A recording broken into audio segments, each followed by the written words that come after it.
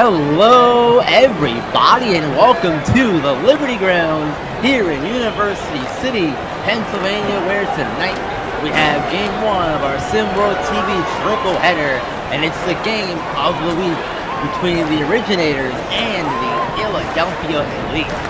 I'm B-Ron. Alongside for the broadcast is the most interesting man in SimWorld Pro, Maestro. Good afternoon, man. Good to have you here with me.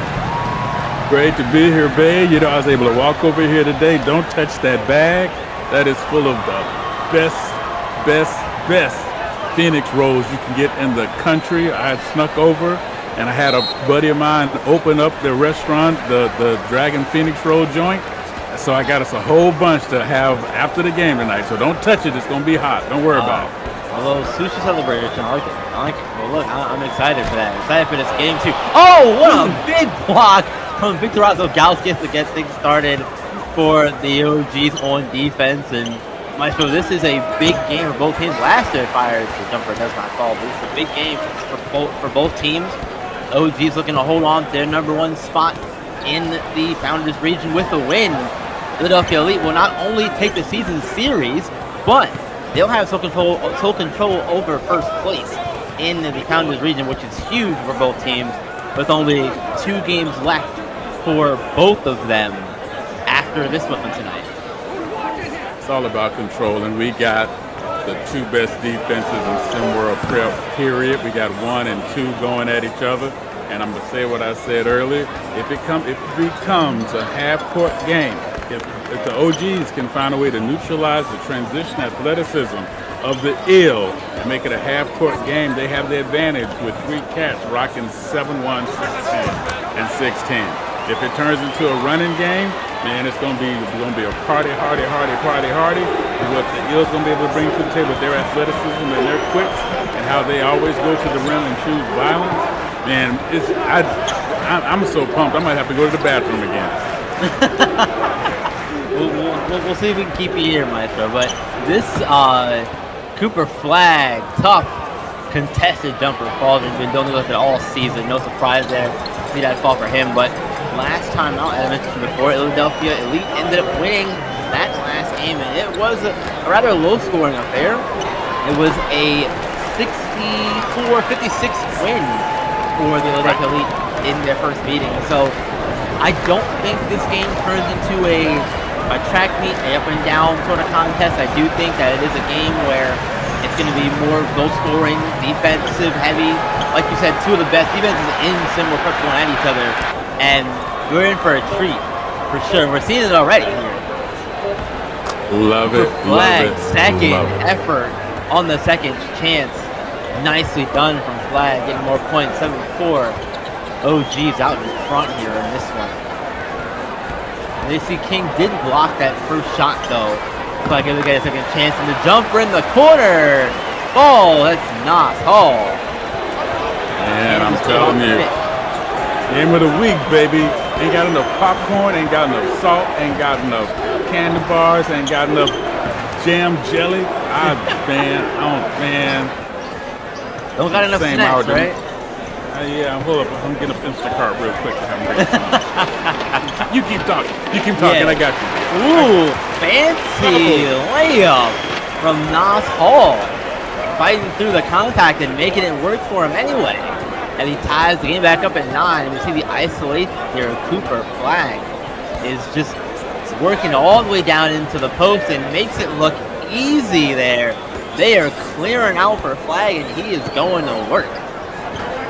Usually that is sort of the kind of the move you want to say for when you need it, but I understand where Coach is coming from, Coach Dodge, and where it's coming from. Until they show that they can stop it or collapse on or make other choices, they're going to continue to make that happen. And in typical, look at what's happening here. Nas Hall right here is coming out and answering the bell on the other side, moving through traffic the way he's able to do, just playing that game that has got his attention all season long here in SimWorld Prep. And you know what, Maestro? I think the attention's fallen off of Nas Hall this season due to the emergence of Monty Parsons. But people forget that Nas Hall, at one point in time, was considered one of the elite players in the league He still is. He's ranked number 12 composite. But again, with Monty Parson kind of bursting off the scene this season for them, Nas Hall is taking a back seat. It feels like, and this start for him anyway. For me, it's just a hey, remember me? I'm still here. Don't forget. And we're gonna take a quick break before play resumes, folks. Come right back.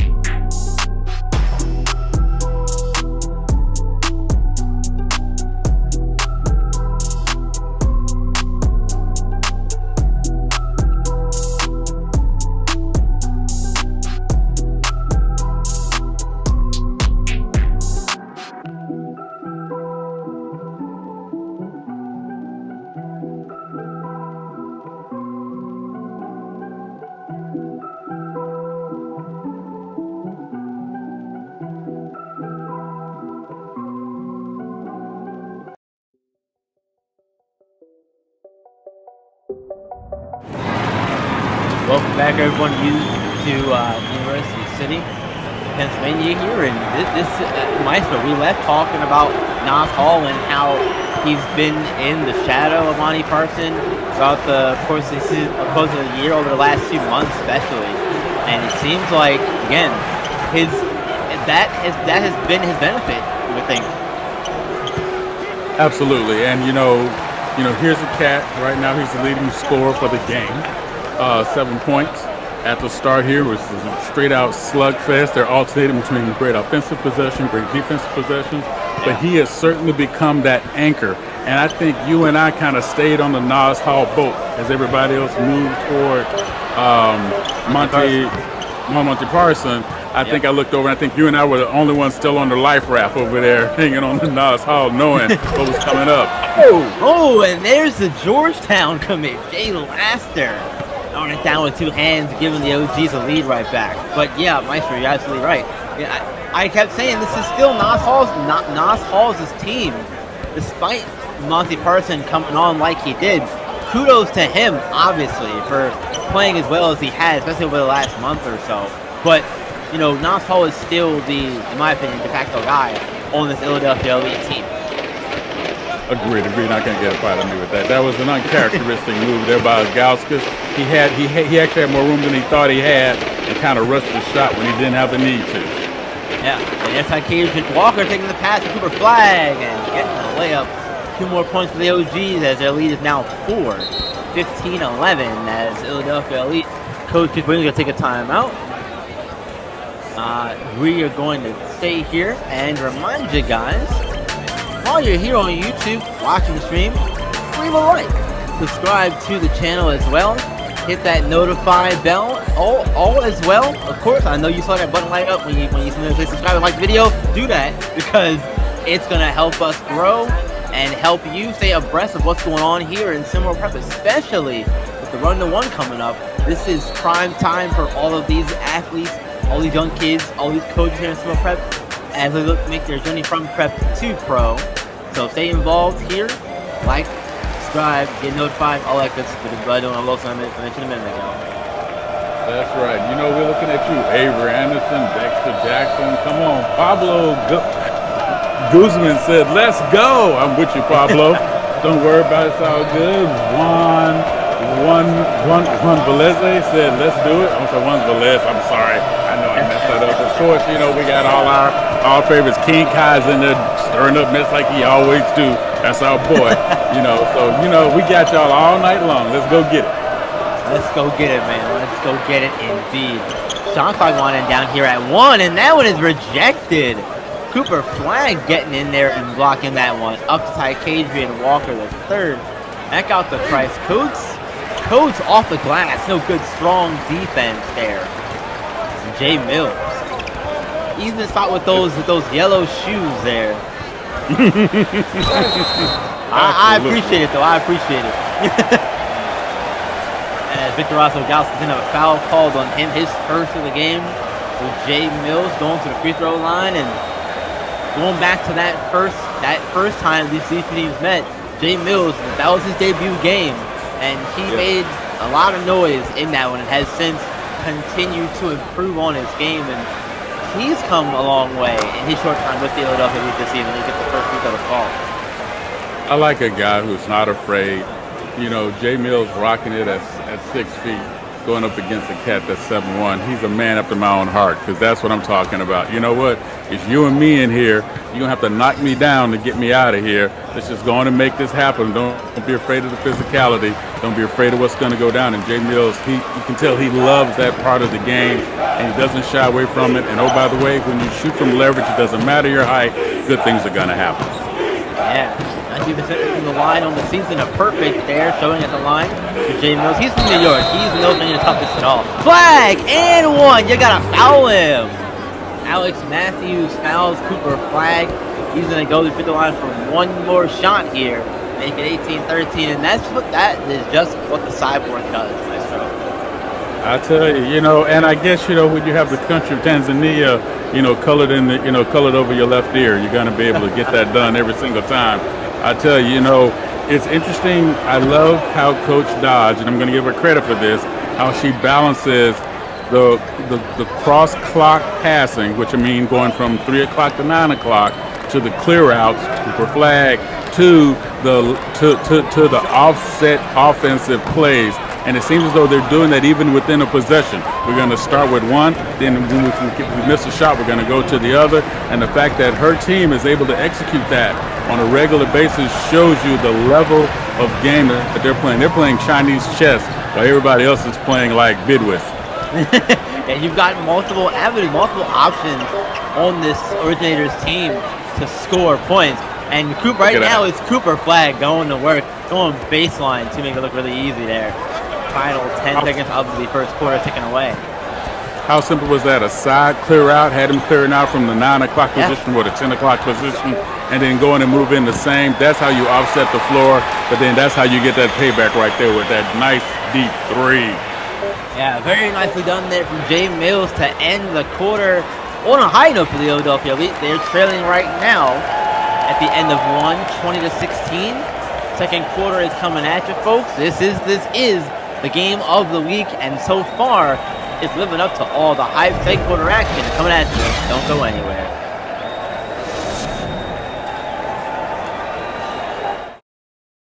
Welcome home. Mom, Dad, this is Cindy. Cindy, yes. So nice to meet both of you. It's nice to meet you finally. Travis has told us so much about you. All good things, I hope. Yes, of course. Good. Please, Thank welcome. you. Oh, Mom, no. Dad, this is Shannon. Oh, hi. Shannon? And this is Aaron. Hey, cutie. That is Jessica. Jenny, Sarah, Megan, Hi. Nicole, Elizabeth. Acts. Use in moderation.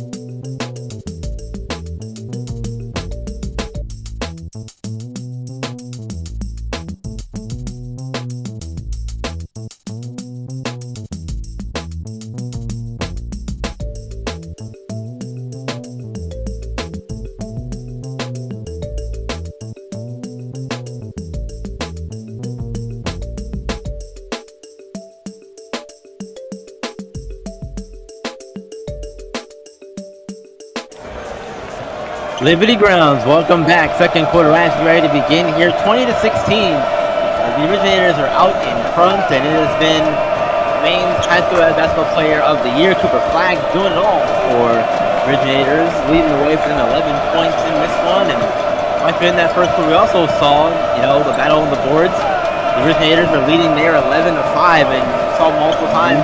It was close to it, and towards the end of it, Victor Oswald-Gauskas and Monty Parson got, tangled up a little bit there. Is game of the week is getting intense, as it should be, honestly.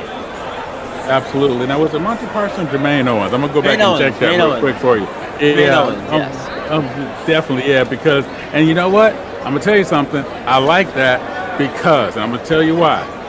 Jermaine Owens, knowing that he's the only one within this sort of height presence, and he's going against 3 cats that are basically 7 feet tall. So what do?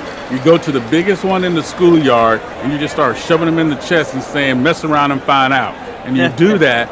Normally, you know me, I'm all about peace. I don't want people getting hurt. I want people to play with open heartedness. But okay. Everybody got me. I'm capping here. But the idea is, if you're gonna make it physical early to set your presence and see if you can make that pay off for your team, because that might end up being a foul later or a play inside later that's going to help your team. Oh, Cooper Flagg got blocked, but ended up being right there to get his own rebound and put the shot right back up and get those 2 points that he tried to get the first time around. 24-18. Monty Parson being defended by Flagg. Classic, nose for the ball, Cooper Flagg. And I'm just going to say, so we get a little tear in my eye looking at those. Gauskas bringing it up and going into the rim with a great pass. Oh, boy, he's a great passer. The third, get the third in there. Come on, you're right. Tykees Walker the third. The whole thing. That's right. Put some spec on them numbers. Well, look, you're absolutely right, Maestro. I think that, Cooper Flagg is a special player. He really is. And he means so much to this Originators team. But they have other pieces around him. We went to Gauskas earlier, was on the all-defensive team last season. Made the Saturday Showcase last season as well.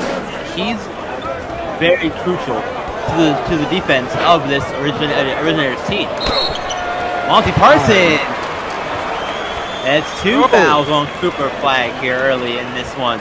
I like the thought process you see there, Coach. Elisa Dodge not thrilled about the call, and Monty Parson going back to the free throw line. He was perfect there his last time out, minutes ago. See how he does this time.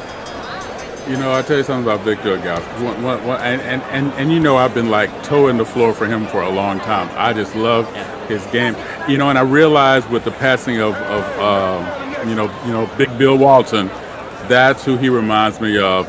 People forget when Bill Walton came out following Lou Alcindor, who later became Kareem Abdul-Jabbar at UCLA. We're looking at a 7-footer who was bringing the ball up the court before it was cool. We're looking at a 7-footer who played a non-traditional game, because people forget, a lot like Akeem Olajuwon, Bill Walton did not get started in basketball till much later in his young life. So he adapted to it, and he was just very simply a really good athlete, and it showed off. And they're watching the Gauskas bring the ball up the floor.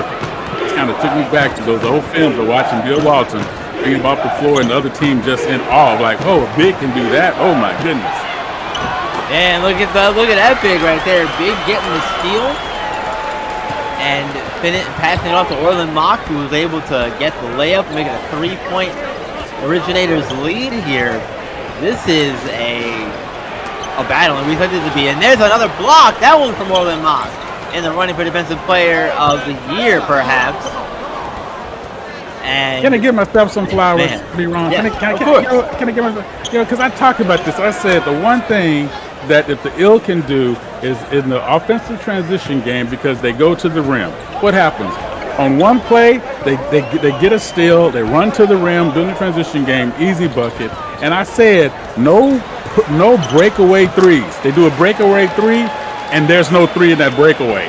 And what does that tell you? Tell you Maestro knows a little something. I'm on your side. Listen to me. Listen to your boy.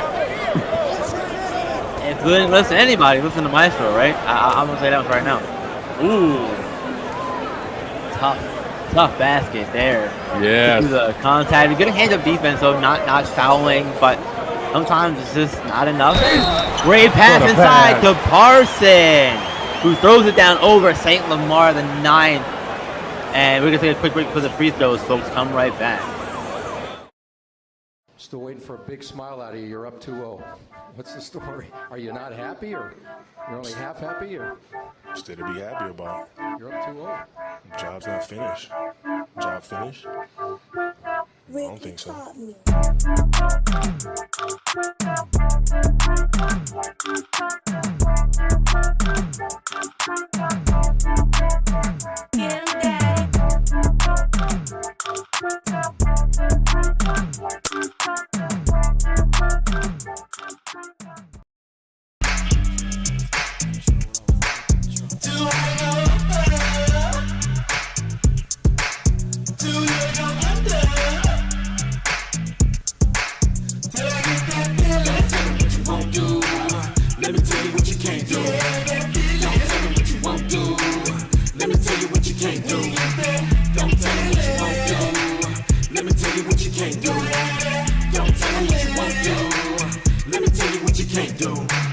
Understand the joy that I feel. This passion, this purpose is real. I get to do this here with my friends. I get to do this here for my kids. Mama getting a brand new Benz, and back gon' get what she gives. That's loyalty over trends. It's BXB for the win. I put this here on my granny. Go reserve those seats at the Grammys. That's loyalty over trends. It's BXB for the win. I'll tell you what you won't do. Let me tell you what you can't do. Let me tell you what you won't do. Let me tell you what you can't do. Don't tell me what you won't do. Let me tell you what you can't do. Don't tell me what you won't do. Let me tell you what you can't do. When I was a young boy. Hey boy.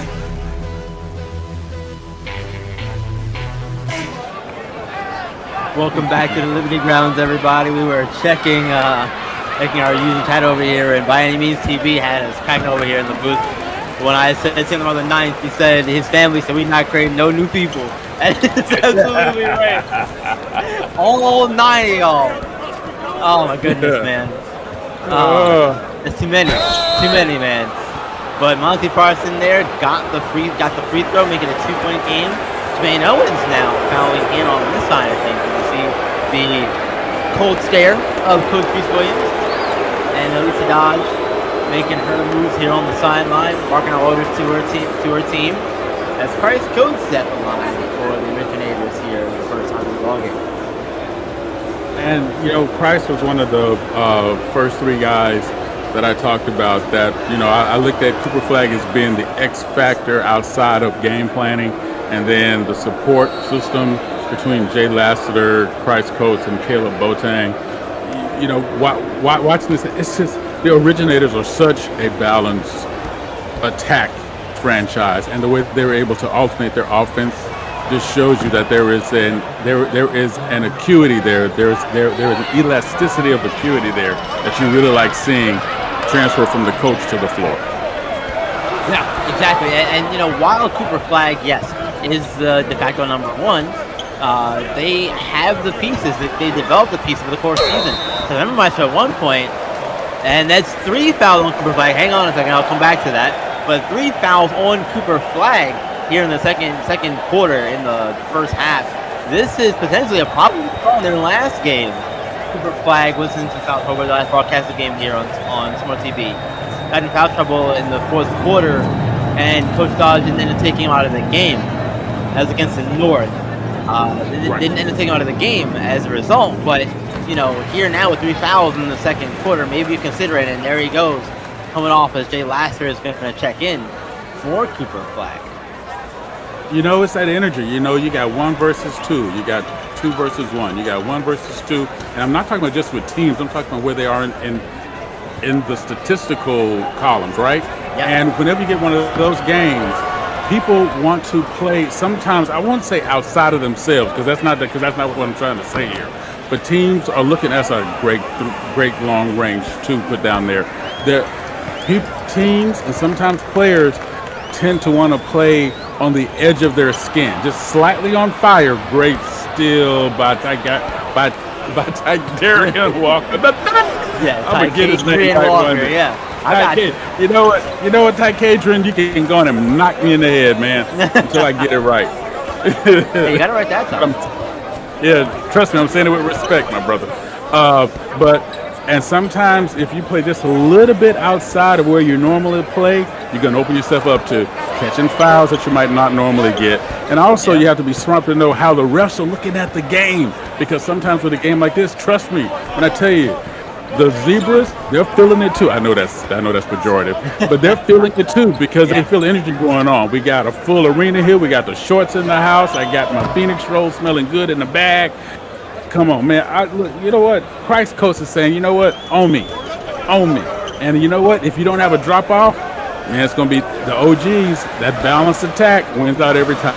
I don't know what I said there, y'all, so write that down and then tell it to me tomorrow. Look, it'll be a combination of others, it seems like. With Cooper Flag being infallible here, they're going to have to pick it up. And again, like I was saying earlier, we saw through the early part of the season, there was a big question mark around this team was who's going to step up around Cooper Flag, and Justin Gavin hitting a tough fadeaway jumper there. It's 40-29. OG is starting to run away with it here, and they're definitely going to take a time out of the result. They need a break. We're going to take a quick break ourselves. I'm right back, folks.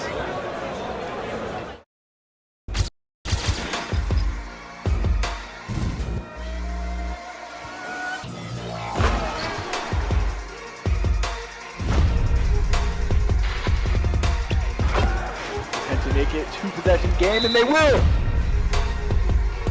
Definitely going to have to look elsewhere. Oh!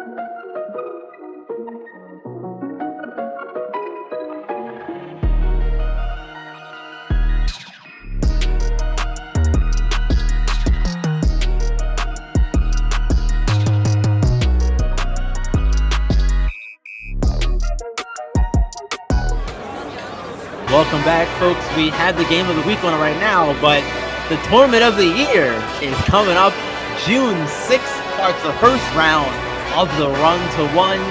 This, but it's all about here in Simwell Prep. The final act of the season is upon us.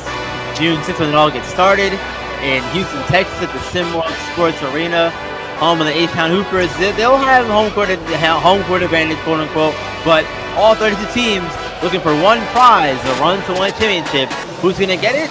June 6th is when we find out. We get started on finding out who it's going to be. And Maestro, who knows? It could be one of these two teams, right? It could be Philadelphia Elite, or it could be the Originators. One of these two could be getting it done, coming out of the Founders region. Absolutely. No one will be surprised. No one will be surprised. Absolutely not. You know, it's like, oh yeah, good. You know, they got there. As a matter of fact, I think it's expected that it might be one of these two teams. Right, exactly. It'd be one of them, or the Beats to the East, obviously. You know, the Founders region has the defending champs. Those are the three teams I think that a lot of people are expecting, at least from the Founders region, to, if not make it there, then win the whole thing. Get down to the final minute, 50 seconds of the first half here. Jay Lasso controlling the possession and controlling the ball, making it a 10-point lead. That basket right there as Jay milking the ball up the court. Hey, Ron, I almost blew out your headphones. That is how you handle positioning to a great mid-range shot. That's how you take control of the floor and space, take what's given, do what you do, make it slam down, and next thing you know, boom, you out there, and that's what's up. That Please, somebody rack that play and show that to every mid-big in the country. Here's how you handle this stuff in traffic. Yeah, and man, this. Hang on a second. Foul? Okay, I thought we were going to see a dunk for a second there, but they last getting in there, and we're going to get a quick break for the free throw, though, folks. Come right back.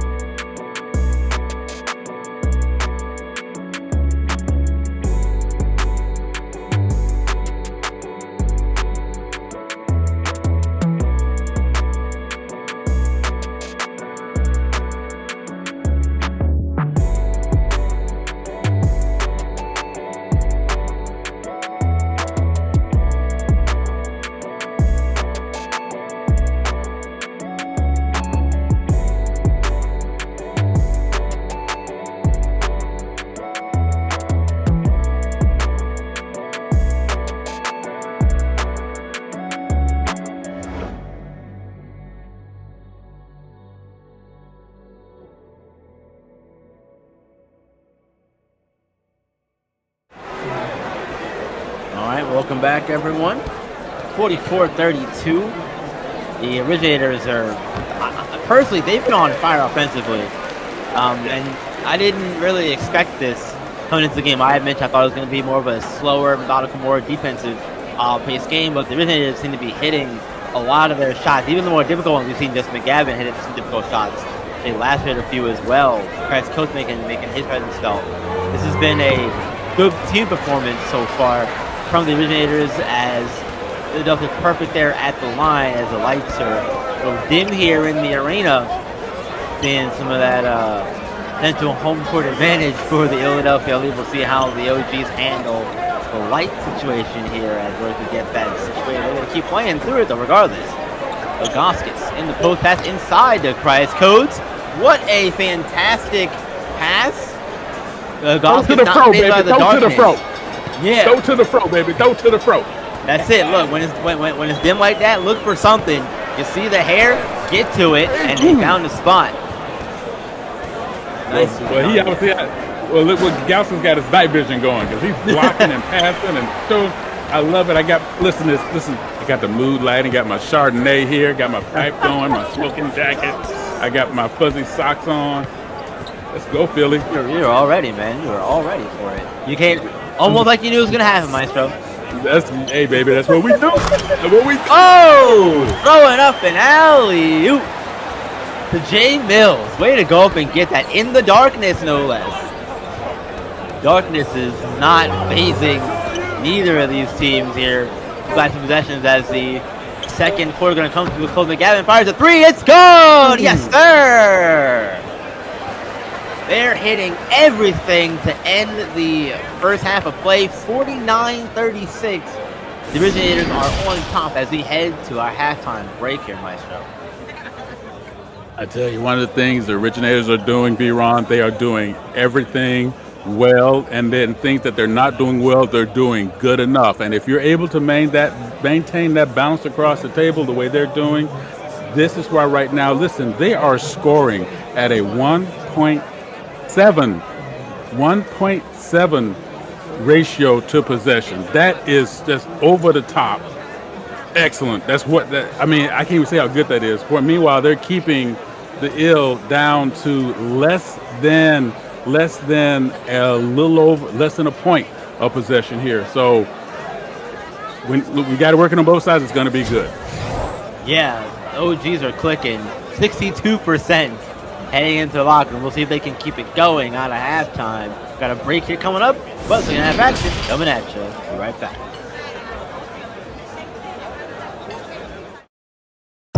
Simworld.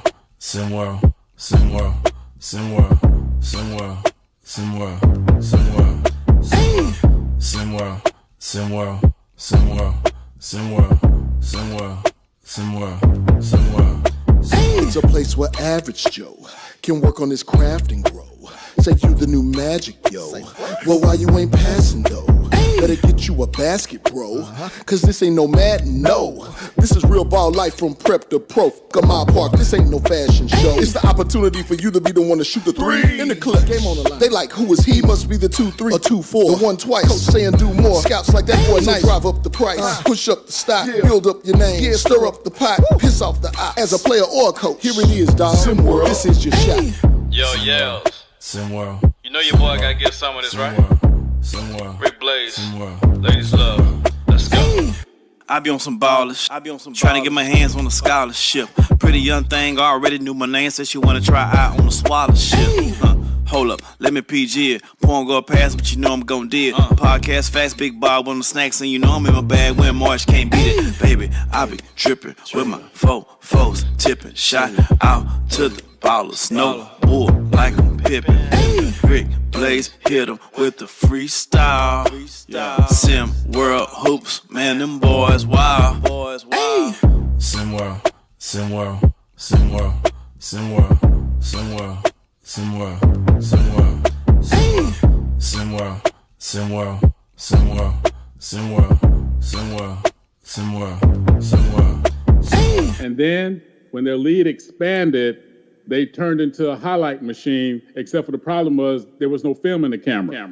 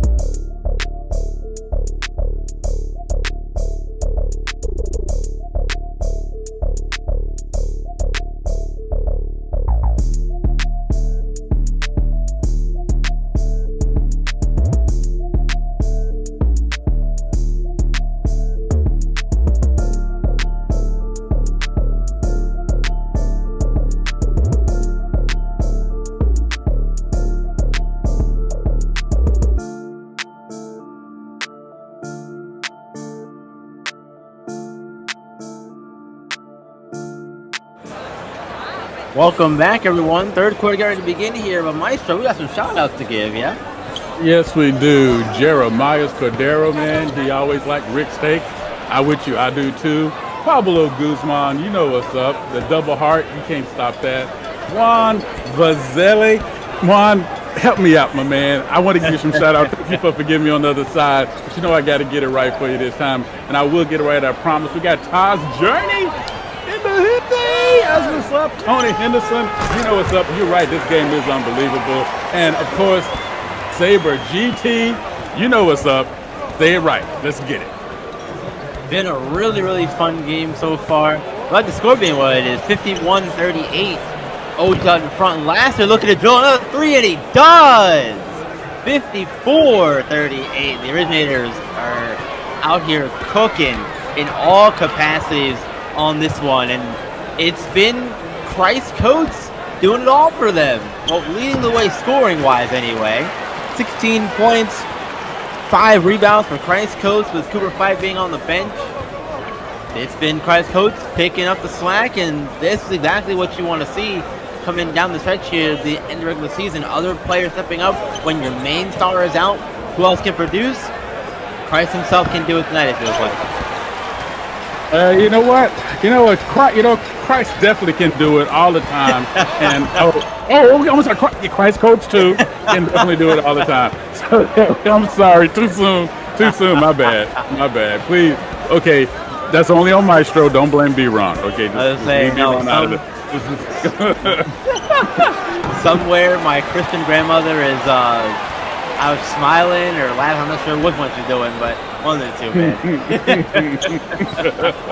That's for dang sure. But I tell you something right now. And another block by Gauskas, man. That's defense in the paint. How he got to make it count, make the shot difficult, and the rebound. Listen.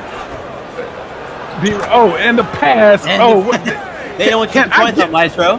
You can't talk. I don't care no more. I don't care no more. Hold up, let me loosen my pants. I don't care no more. Get it in, Gauskas. Get it in, Gauskas. My goodness gracious.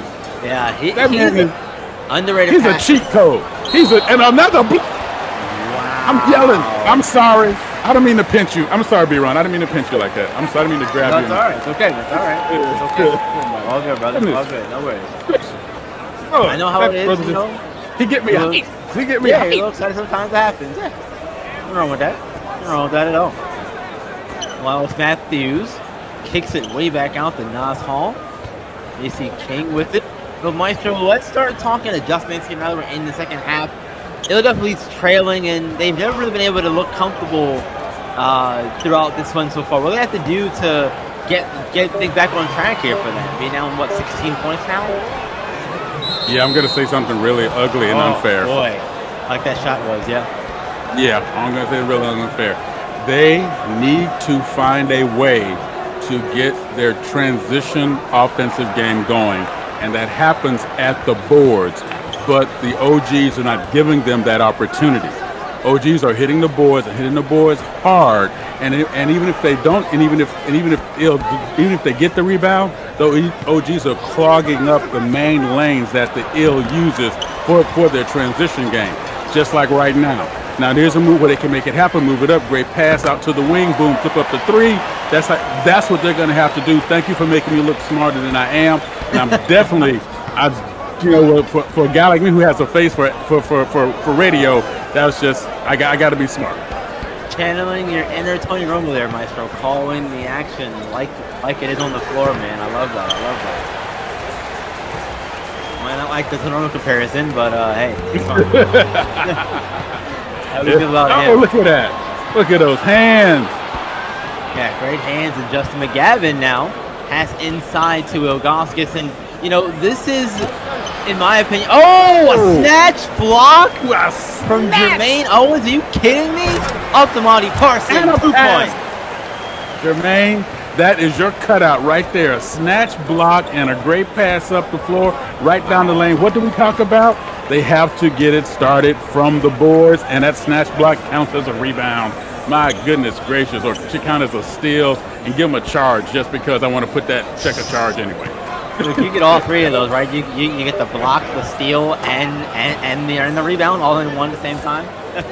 It's insane. Right. But why not? Yeah, but the OGs continue though to work here. Not phasing, not letting the fact that not having Cooper Flag on the floor, even though he's back here at the scorer's table, not having him on the floor has not impacted them at all tonight. Absolutely. And this is the benefit of seeing a team multiple times throughout the season. Things look different from the first time you saw them, and tonight definitely another one of those cases. There's another big time block from Viktoras Ilgauskas. Big. And there's been a lot of, and this is where I was trying to say earlier, Maestro. There's a lot of talk through the beginning of the season that this team was all Cooper Flag, and for a while there, it certainly did look like that was the case. But over the course of the months that the season has gone on, this team has proven to be not all Cooper Flag, and they have plenty of talent on this team. As Nas Hall throws a three, that's going to be big for them to keep competitiveness, but they've got to find ways to get it going more consistently. But the OGs are showing that they are more than just Cooper Flag at the stage of things here in the regular season. Ron, I gotta say something. Because I heard the same thing about this team was only Cooper Flag. And now I'm gonna ask all of my similar people, all of my Maestro people, to go back and check my receipts. What did I say? I said this team has been balanced all year long. He's been allowed to shine because of the balance of that team. And we're only seeing that more and more now, I think, as this race car is getting more and more fine-tuned. with him not being on the floor, it obviously becomes more obvious, right? Or should I say, Right. clearly it becomes more obvious, right? Right, Hey, I'm exactly. sorry. I apologize for the tautology there, y'all. My bad. But here's the deal. The reality of this team, and I've said it, and I've said it, and I've said it, is they do it from every single position, everybody on the floor, very few mental mistakes like that one. Moving through traffic with the wrong hand. He's gonna not do that anymore. Great pass down to the loop, and that must be jam because there wasn't no jelly in that jar. So Absolutely not. All power. So the whole idea for me with the OGs we are seeing them working at a clip that they normally work at, but I think when Cooper's not on the floor and that light's not so bright, all of a sudden now we have to widen it up and see how much other people are putting on the floor. Yeah, and maybe, not having Cooper on the floor for the bit as they did due to foul trouble kind of takes some of the pressure off of the other players to not have to try so hard, if that makes sense, Maestro? Yep. And it also affects the defense of the other team. Why? Because you now remove something that they might have been focusing on, and without that focus there, they're not sure how to rotate their defense. But the Ill are doing what? They're clawing their way back into this game because they're taking advantage of the slow point per possession average that's happening with the OGs in this particular quarter. And this third quarter was over. We went through this thing really fast. We're down to the final 10 seconds of it already. Here goes Nas Hall in transition. Sloping down here, 3-ball in the corner, no good. One more shot here for the OGs. It'll be a St. Lamar heave, and it does not fall. A 60-52 lead, though, for the Originators. Don't look now. Look, this is going to be a fourth quarter where we could see Philadelphia Elite maybe this one close again. 8 minutes to go. We'll find out. Fourth quarter action coming at you. Don't go anywhere, folks. Be right back. فايز اعمل لك معايا سندوتش جبنه مش جعان. Just you know why. Why you and I.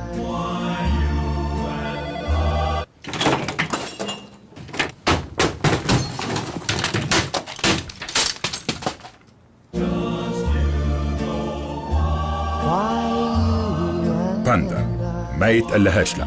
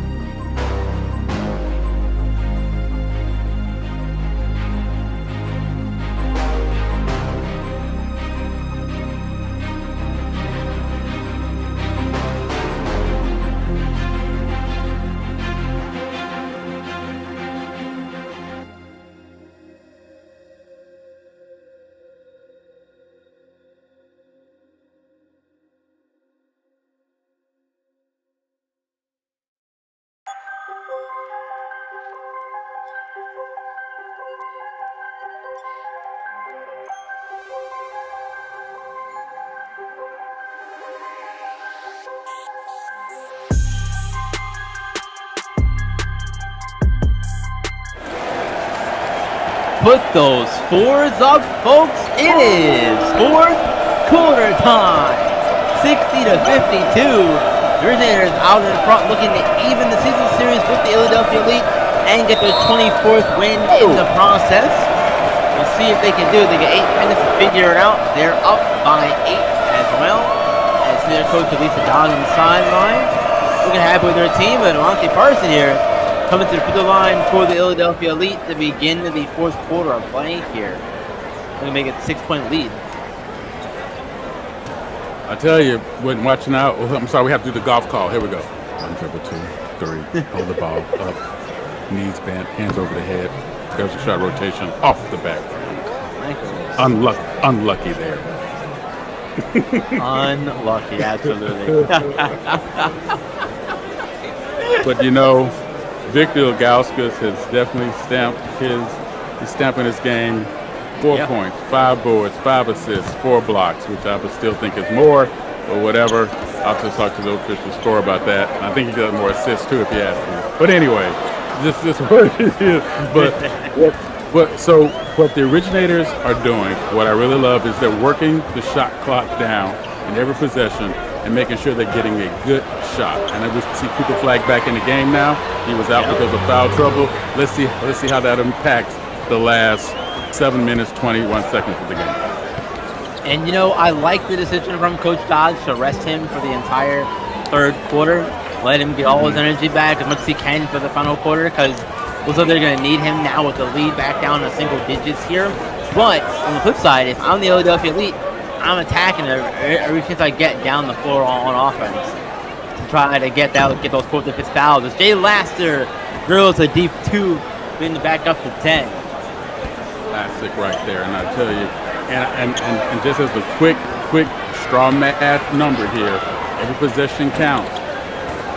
The OGs in the third quarter only scored at a .43 point rate per possession, while the Philadelphia Elite scored at a .98, and they got the game to within 8 points, and they're hanging in there right now. It shows you every possession counts. That little less than half a point of possession, it counts. Yeah, they're starting to heat up here offensively through the last quarter and change here, let's say. But Bryce Coates continuing to stay hot. 65-54 after that jumper falls. He's got a pretty shot. He's got 20 points now in the contest too. The Nas Hall fires a 3. He can't get it to go in. Nas Hall coming into the third quarter, he had 7 points. Ended with 19 points after the third quarter was over. So he really came alive in that third quarter for the Philadelphia Elite, and they're going to need a lot of him on Monty Parson to stay in this one, but they also need to make stops defensively, and it's tough to do that when Jay Laster and company are just hitting everything, no matter what you do. And now the OGs are going to take a timeout here. And we are going to stay here and let you know that after the run to 1 comes when we crown a champion, we'll have the Stars of Tomorrow showcase on June 29th from Hollywood, California in the Sunset Sports Studio for the first time. I believe it's been in Las Vegas the past couple of seasons, but now moving venues. I like this decision to move it to the Sunset Sports Studio there in Hollywood, California. A great place for the Stars of Tomorrow showcase to be, in my personal opinion, Maestro. Where else, right? Absolutely. You need to have it where it counts, where the stars are the brightest, and you know what? Nothing says it like Hollywood. Exactly. And look, to channel my inner maestro here for a minute. If you got the game, come be a player. If you got the brains, come be a coach. Or you can cheer on these teams, these players, these coaches, and make the dreams prep the pro. Or I got a fourth option for you. You can join up on our side of things. Call games with me and Maestro. Write articles on the tech team. Looking for a social media manager. Burn a couch with Maestro. That's the whole thing. But look, you can only do that by joining the Discord at discord.gg/SimWorldHoops. The only place where you can see the game, be the game. Be the game. And you are seeing a good game here in our game of the week. This one is almost over. Almost halfway through the final quarter of play here. 67-54 OGs out in front, and let's talk OGs for a minute. I know they're in the lead now, Maestro, but what do they have to do to keep it this way and not let the Philadelphia Elite really get their momentum back on their side? So I'm going to use a golf term here, where when you're playing match play, where you basically just want to match the other team shot for shot, possession for possession. And what they're doing right now, with the exception of this particular run to the basket, they are actually maxing out their time on the shot clock. So technically you get 3 possessions per minute, a little bit less than 3 possessions per minute in a game. And if the ill scores, they score. If the ill doesn't score and they score, that's a bonus. If the ill doesn't score and they don't score, then it's even, right? If they manage to do that for the next 4 minutes and 42 seconds, the game is theirs. Just gotta hold on and keep doing what you're doing, yeah? As Cooper Flag, as he's going to work, he's gonna get rejected by Jermaine Owens, and now the other way, throwing it down with one hand is JC King. The other King, his brother JT, is injured, but JC still playing hard and making his impact felt there on that possession. That was a very non-typical shot by Cooper there. I have a feeling that it appears as though him being benched when he was benched with the foul trouble has gotten into his head with the scoring. He's gotten a little less aggressive than we're used to seeing him get. He's learning how to play through that. With a guy of his talent, you have to learn how to play through those sort of moments, especially if you want to be aggressive. You can't let it take away your juice. Yeah, and there's a foul on Christ Coast. Adrian Walker got the thing started by poking that ball away, and there you see Coach Bruce Williams there. I don't think he's happy with the way his kids have played tonight, especially given the score and everything like that. You know, this is not the game that we expected to see, but I mean, there's still time in this one for him to get it together and all that. But Christ Coast here at the line on the first one. He does get the first one to call now 70 points. In this one, and keep in mind the last time these two teams met, nobody got over 70 points. It was a 64-56 win for the Philadelphia Elite in their last game. So for this one for this one, and one team at 70 points, and this one says something about how hot the offense has been for the Originators all game. Yes. Now I'm gonna just say something real quick. Going by their scoring rate from the first half, the OGs were on pace to score 104 points, right? So what does that tell us? Coach Williams has found something in the defense on the side to take advantage of what the OGs didn't do in the third quarter and expanding it here into the fourth quarter, where they're slowing them down, getting them under 1.75 points per possession. That's a great move right there. I'm sorry, I didn't mean to geek out on everybody, but he's got something that he should definitely be able to put in his hat to build on. And oh, by the way, that move we just saw was on one of the best defenders in the league. So this shows you where the OGs right now with their balance. Yeah, Jay Mills taking an off-balance jumper, but getting it to fall all the same. And Christ Coates, I really think that it seems like he's coming along, and he's going to be a problem. Could be in the conference for one of the better players in next season in Istanbul Prep. But we're going to take a quick break here, folks. OG still out in front. Come right back. I've invited Pedro over. Pedro, my man! We need to talk about something. Great. Let's talk. What's new, Pedro? Look, Tim, for the past 12 years, Pedro and I have been having an affair. What? I did not see that coming. At all. Pedro Jr., go to your room. Don't make that face. And take that ridiculous shirt off. Daddy loves you. Sorry, what were you talking about?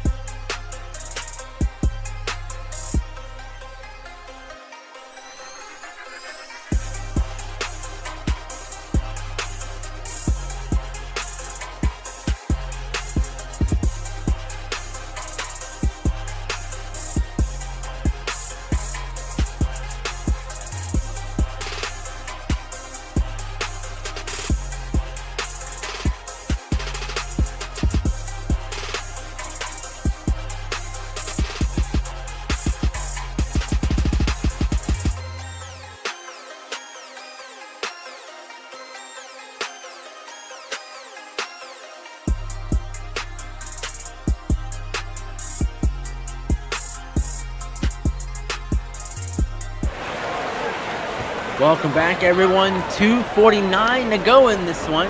A 73-62 Originators lead here.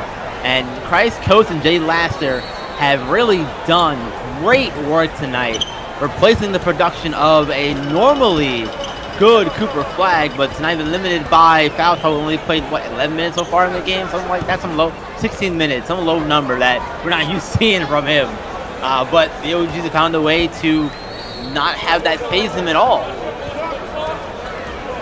Coach Dodge has played this game just a masterpiece, man. Just like Leah, like Barbara Strassi, a composer from the Baroque period. Just mwah. That's where everybody stole her music, including Johann Sebastian Bach. That's another story. But she has had the balance. She's moved the ball around. She's had the team move the ball around. She's used the shot clock. She's used mixed strategies within single possessions and quick repossessions. And I said, I can't say this enough. The fact that you oh my Christ, somebody, just Christ is using the Force, because he's just a Jedi out there. Really, yeah. He's so quick off the dribble. It's 29 points for him on the game, Maestro. He's been an impact player. As there's Monty Parson down to a minute and 37 here in the contest, and this one's looking like it's pretty much wrapped up here, but I don't want to say that just yet, but I mean, it feels like it. The energy's been sucked out of the arena. Yes, and by the way, when you have a team that just plays so solid, and when they were playing over the top great in the first half, it was impressive. But to me, it's been more impressive this second half, when they look just like they're solid in all 5 phases of the game. And when you see that happen, I'm telling you, I call them a race car early, where they're just finely tuned. Everything is on point except the free throws. And if they're able to manage this, they're going to be a tough team to deal with, no matter where they are in the run to one.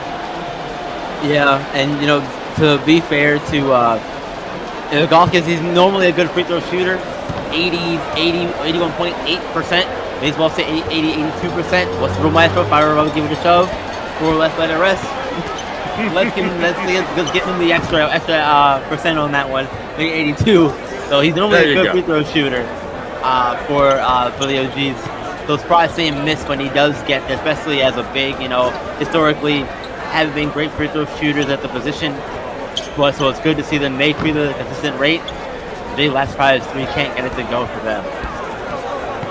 And still in the 10-point game, a lot of things can happen, but Ill are going to have to find a way to press the game the way they're doing just there. A little too long to get into the shot, but they did it. Now, quite frankly, and I hate telling people how to do their job, but they're doing it good. You're meeting up with the 3/4 half-press defense, because you want to try to force an off-balance pass and get into the lanes and make it happen. But if you're going to allow the OGs to control the game like this, Kate about to go to court out boy the Blazer. Yeah, it's looking like I don't like the hang on, I like that block though from Cooper Flag on Monty Parson, giving it right to Kadrian Walker. Kicks up the Laster, who puts the finishing touches on this one. It's gonna be a Originators win, as Nas Hall puts a 3 down, but the Originators will go to 24-6 on the season, and from their win streak to 4 games in a row. This will send the Philadelphia Elites 2-game win streak as well. They'll fall to 22-8 on the season. So a great win for the Originators in the game of the week, 80-73. Game 2 is coming up very shortly, folks, where you'll see Southeast Select and the A-Town Hoopers taking on in that one. For Maestro, I'm V-Ron. Have a wonderful night, and we'll see you in Game 2.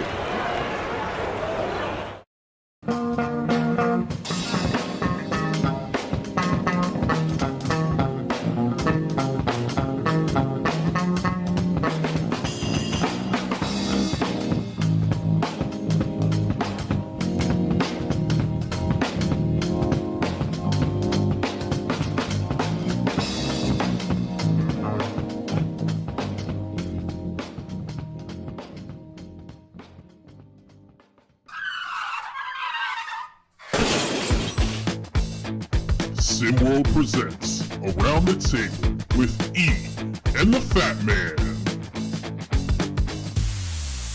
What's up, everyone? This is Big Bob. And this is Elava. And we are the co-hosts of Around the Table with Ian the Fat Man. Around the Table is the SimWorld Sports podcast where Big Bob and I give our takes on various sports from around the world. Make sure to tune in every Sunday at 4 p.m. Eastern Time to hear our takes. And don't forget to join in the conversation with us on Discord at discord.gg/SimWorldHoops. And make sure to follow us on Twitter and YouTube at SimWorld4K. And as always, see the game, be the game. Later, folks.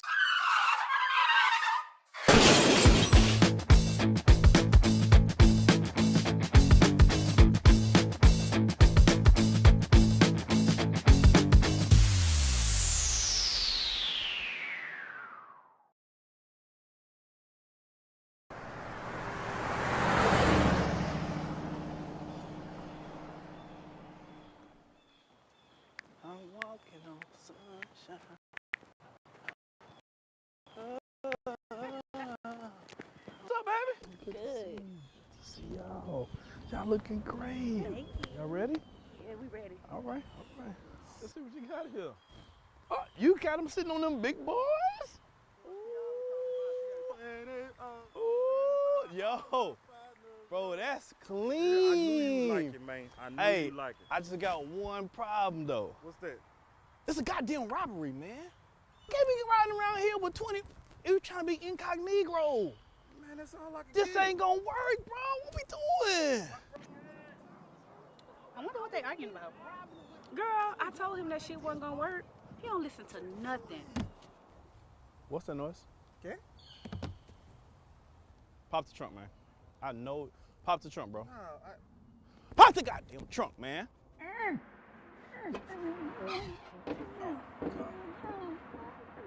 serious right now? How you gonna steal the car and then keep the dude in the car that you stole the car from? Excuse me, I'm sorry. I'm sorry for my friends. By the way, you have a very nice ride. I really, really, really like it. Can I just reach around you and grab the shotty really quick, really fast? Thank you. Thank you so much. Oh, and a few of these bullets. Let's go. Man, I told you to be inconspicuous. Shh. Don't go nowhere.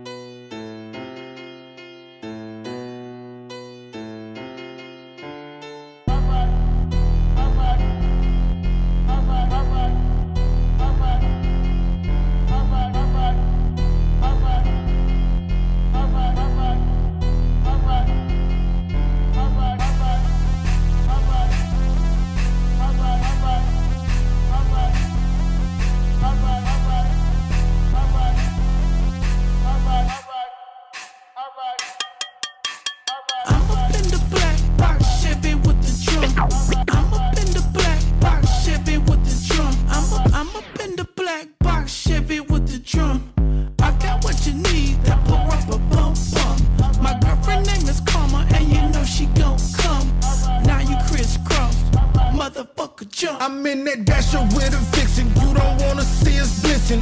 Underhanded pitching, hit him straight up in his mitten. Hope the Lord forgive him, man. His grandma been praying, been a bad boy since the Pistons. Wipe his nose, ain't no call. Tell his partners come get him. Stuffing yachters with the pigeons. When we talking outside lingo, ain't no talking over digits. Currents over karma, ain't no motherfucking sentence. Tell them black sent you, sir, your people not your feeling. Oh, man, this smoke was alright. Man, her ass was alright. Don't ask me if I'm alright. Pray this shit gon' go right. All my people alright. All my people alright. All my people alright. All my people alright. Man, this smoke was alright. Man, her ass was alright. Don't ask me if I'm alright. Pray this shit gon' go right. All my people alright. All my people alright. All my people alright. All my people alright.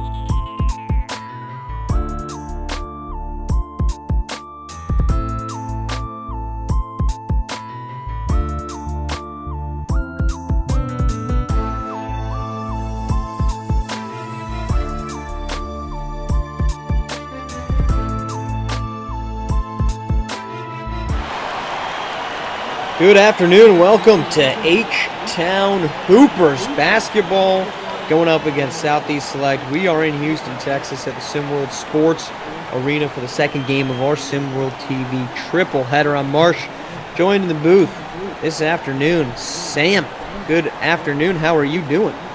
Doing great, Marsh. Glad to be here at the home of SimWorld Hoops, Houston, Texas, at the SimWorld Sports Arena. You know, I talked to the fans, Marsh. They think Southeast Select's going to run away with this one, but I think we're going to see some good basketball here tonight. A lot of talent on the floor, and a lot of highlight plays we're probably going to see out here. You mentioned the talent. There's no lack of it. We'll start with the visitor, Southeast Select, carried by a trio of talented players. Keandre Baldridge in the middle, and Dexter Jackson and Gabe Pope in the backcourt. That trio figures to be prominent. The three players averaging double figures in scoring this season, and Jackson's been the big surprise to a very, very talented Southeast Select squad. Yeah, he has. Dexter Jackson's really come onto this team, Marsh, and giving him a really big scoring spark. Some nights we're seeing him, you know, push it up over 20 points in a game. We've seen it multiple times, and Keandre Baldridge getting the offensive rebound here. Another complimentary piece on this Southeast Select squad. You know, he brings the length, brings the athleticism, protecting that rim running on offense. Keandre Baldridge, Dexter Jackson, Gabe Pope. This Southeast Select squad's got a lot of talent on this roster. Impressive season for them, and you mentioned it, they do complement one another each very well. Meanwhile, on the other side, it's a star front court. Almighty Soul and Corey Yams. Soul averaging up over 20 points per game for H-Town, both Houston natives, as they try to lead a Hooper squad into postseason play on a high note. And right into the rack is Drake Johnson for quick two. Hey, Marsh, make sure you don't believe King Arthur from Port Arthur. That's what I like to call him. Vincent Magic out there. Can't forget about him running this offense the way he does. 7.5 assists per game here at the prep level, Marsh. And oh my, let me shut up for a second. Almighty Soul throwing it down.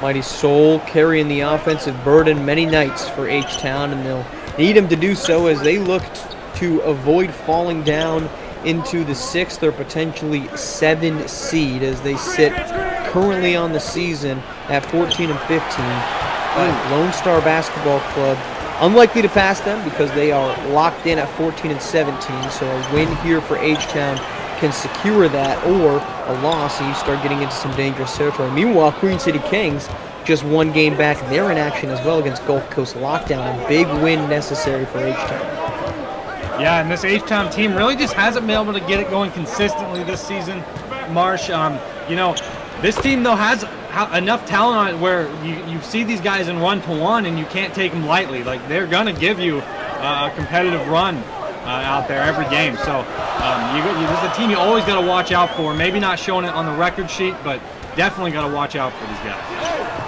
Well, plenty of teams at 500 as Almighty Soul gets that one. We're knotted up at 6.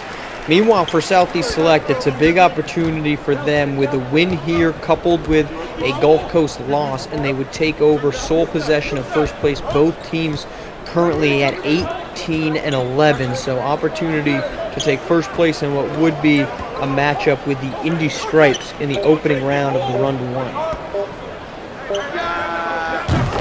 Here's Jackson, pull-up jumper. They're going to call that foot on the line 2. As Jackson gets going here for Southeast Select. He's been the big revelation for Coach Brad Lee and Southeast Select. They were searching for an offensive piece. They thought they had it with Orvin Calballo. His departure after 6 games left a void. Jackson has filled that. Mid-range jumper goes and one shot there from Almighty Soul in the mid-range. You're definitely right about Dexter Jackson bringing that scoring spark. Talked about it earlier. But it's really, Marsh, it's a shot-creating ability out there, his ability to handle the ball under pressure, and he has a really quick first step that he uses to blow by defenders and get dunks and layups at the rim, as we see Drake Johnson blowing an easy one right there. Drake Johnson can take first step himself. Now good defense on the opposite side. He's going to turn away one J-Mo. Good defense there from Kadarius Stack Jr., part of that formidable front court for Southeast Select. Yeah, and it helps. I mean, you got a guy like Keandre Baldridge out there, but then you pair it up with a guy like Kadarius Stack. I mean, how are you even supposed to go down there in the paint? J-Mo leaves that one short. Offensive board out to Kadarius Stack. 10 seconds to shoot, a full 14 after that offensive glass. Here's Pope inside, over to Jackson. Quick trigger three, back rim. Can't get the possession to extend, and a good rebound by Vincent Magic. Pushes transition and rising up. Drake Johnson tries to slow down Almighty Soul. None of that's going to happen. And Soul heads to the free throw line, an emphatic slam here. Kicking things off midway through the first quarter. A good start for the H-Town Hoopers, and Almighty Soul already up to 6 points. Man, what an athletic play there from Almighty Soul. The big guy running the floor. I think he took off from almost a step outside the lane there, Marsh. I'm not sure, but threw it down on a defender. Man, to have all that skill at that size and be able to also explode like that at the rim on the fast break. What a player. Free throw for Soul goes. A talented 15-year-old, one of the best 15-year-olds in the country. I think there's a case to be made. He's the best 15-year-old in the country. Inside, though, it goes, and a good bucket there. Kadarius Stack Jr. getting his first to go on Tyrell Thompson. Thompson, Sam, a bit of a surprising story from Thompson. We haven't really seen too much of him this year after. I thought he was a really impressive piece last season for the Hoopers. A really valuable forward for them. Here's Stoll again just cooking. Oh my gosh, Marsh. Who are we talking about? What, Tyrell Thompson, maybe? Okay. We should. Let's go back to Soul. He's on fire. Man, what a dunk, and we're going to get another one. Oh my, Marsh, we're going to see a lot of this here tonight, by the way. I mean, these teams are dang near dead last in three-point shooting out there, and we are just seeing no defense on the fast break right now. Layup after layup, dunk after dunk. I think that is now 9 points for Almighty Soul. I think it's 6 buckets, or 4 buckets and a free throw. He's on Maybe fire. Wild ones, Marsh. Dexter Jackson deep 2, that won't fall. Rebound skying in is J-Mo. Inside, J-Mo probing, gets the screen from Thompson. Little Penny Hardaway spin move. Drake Johnson in his face, and that won't fall. J-Mo, the commit to USC, I believe. Inside there's 2 points, and that's going to get the ball rolling here for Southeast Select's bench unit, Breck Backer.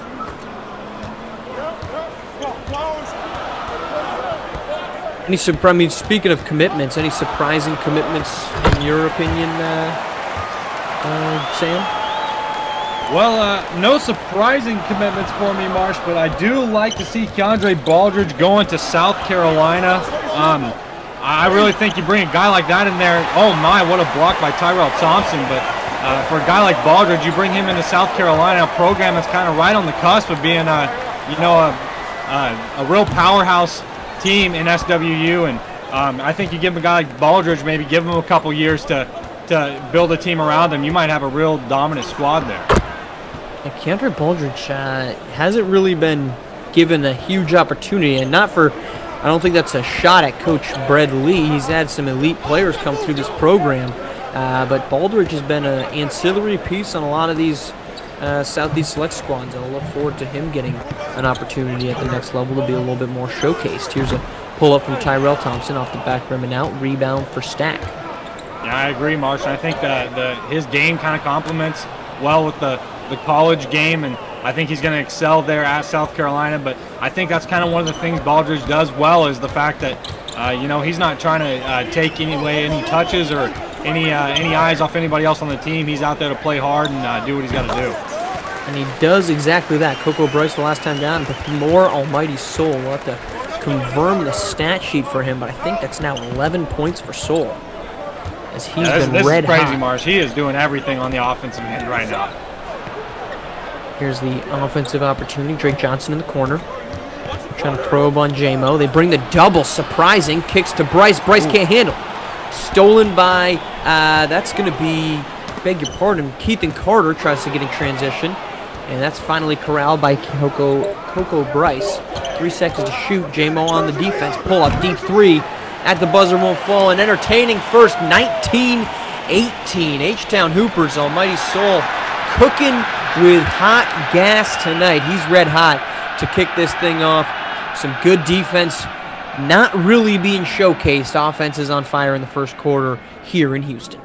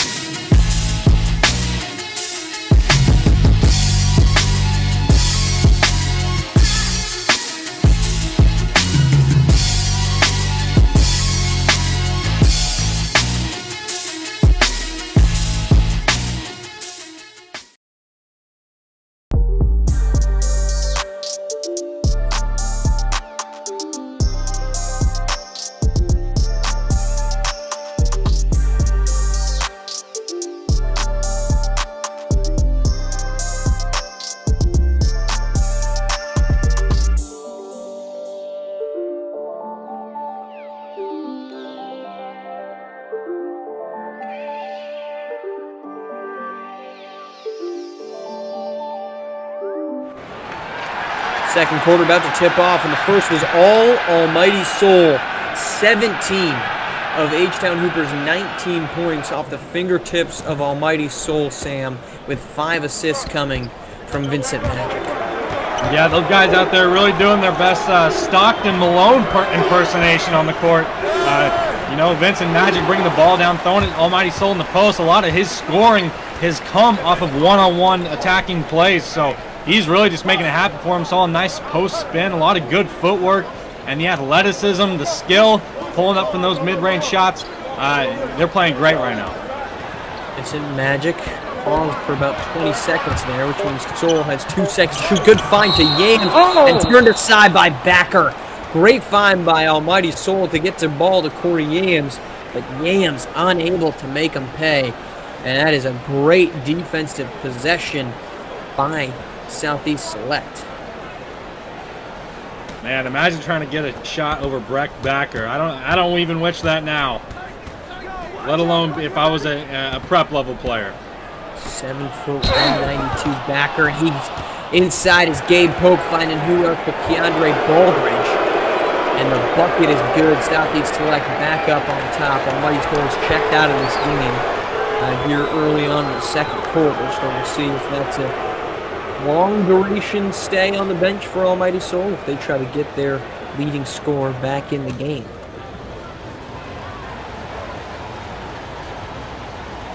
There's Baldridge, first of 2. Of course, we saw an impressive blowout win in game 1 of our triple header. Philadelphia unable to protect home court as the Originators dominate in that one. Yeah, Marsh, that makes you wonder, right? I mean, these are 2 of the best teams we have in Sim World Prep this season, and we saw, one team get dominated there. It makes you wonder about, the stakes and who's out here ready to take it all home. But run to one's coming up. Anything can happen in that, and we know anything can happen here in Sim World Prep. Aldridge swings it to Pope. 5 seconds to shoot here. Pope inside, rising up with a nice dunk. And this rubber match type of game goes right back the opposite direction. Seesawing to Southeast Select. I think if Gabe Pope is dunking in the half court, Marsh, you can call it a dunk contest. Pope rolling. Very explosive defenders, Gabe Pope. Good defense inside by Backer on Corey Yams. Yams has not been able to get much rolling when Breck Backer is his defender.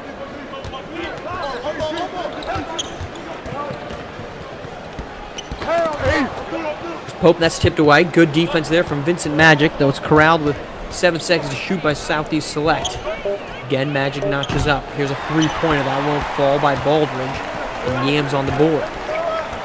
Corey Yams was, I think many people expected him to kind of be taking over as the top guy here for H-Town Hoopers. He does not, with the arrival of Almighty Soul. Very surprising that that's how it worked out. A bucket here.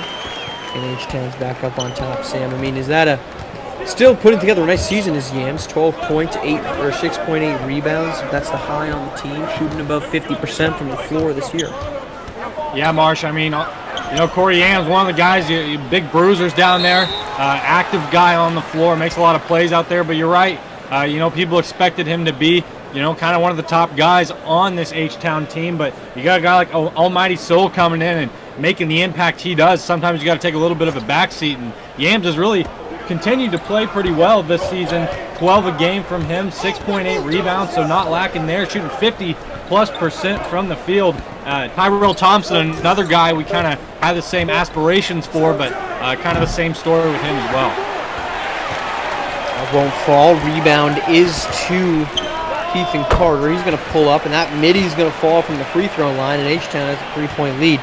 Yeah, it's definitely been a change into the guard, and I think it's very interesting that we continue to hold out hope for Reza Red to become a talent. He's not untalented, but a difference maker.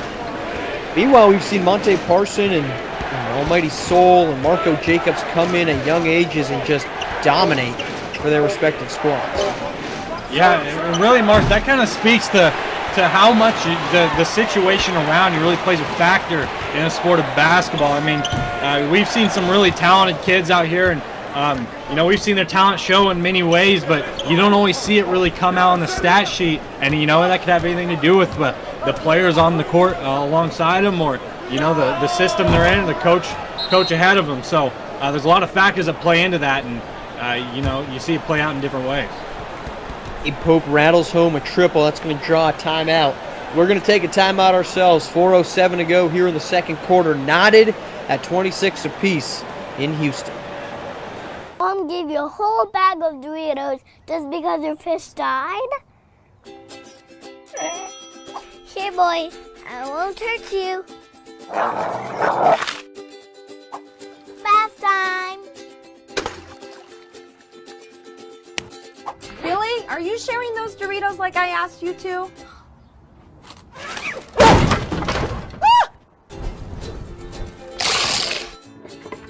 He's okay!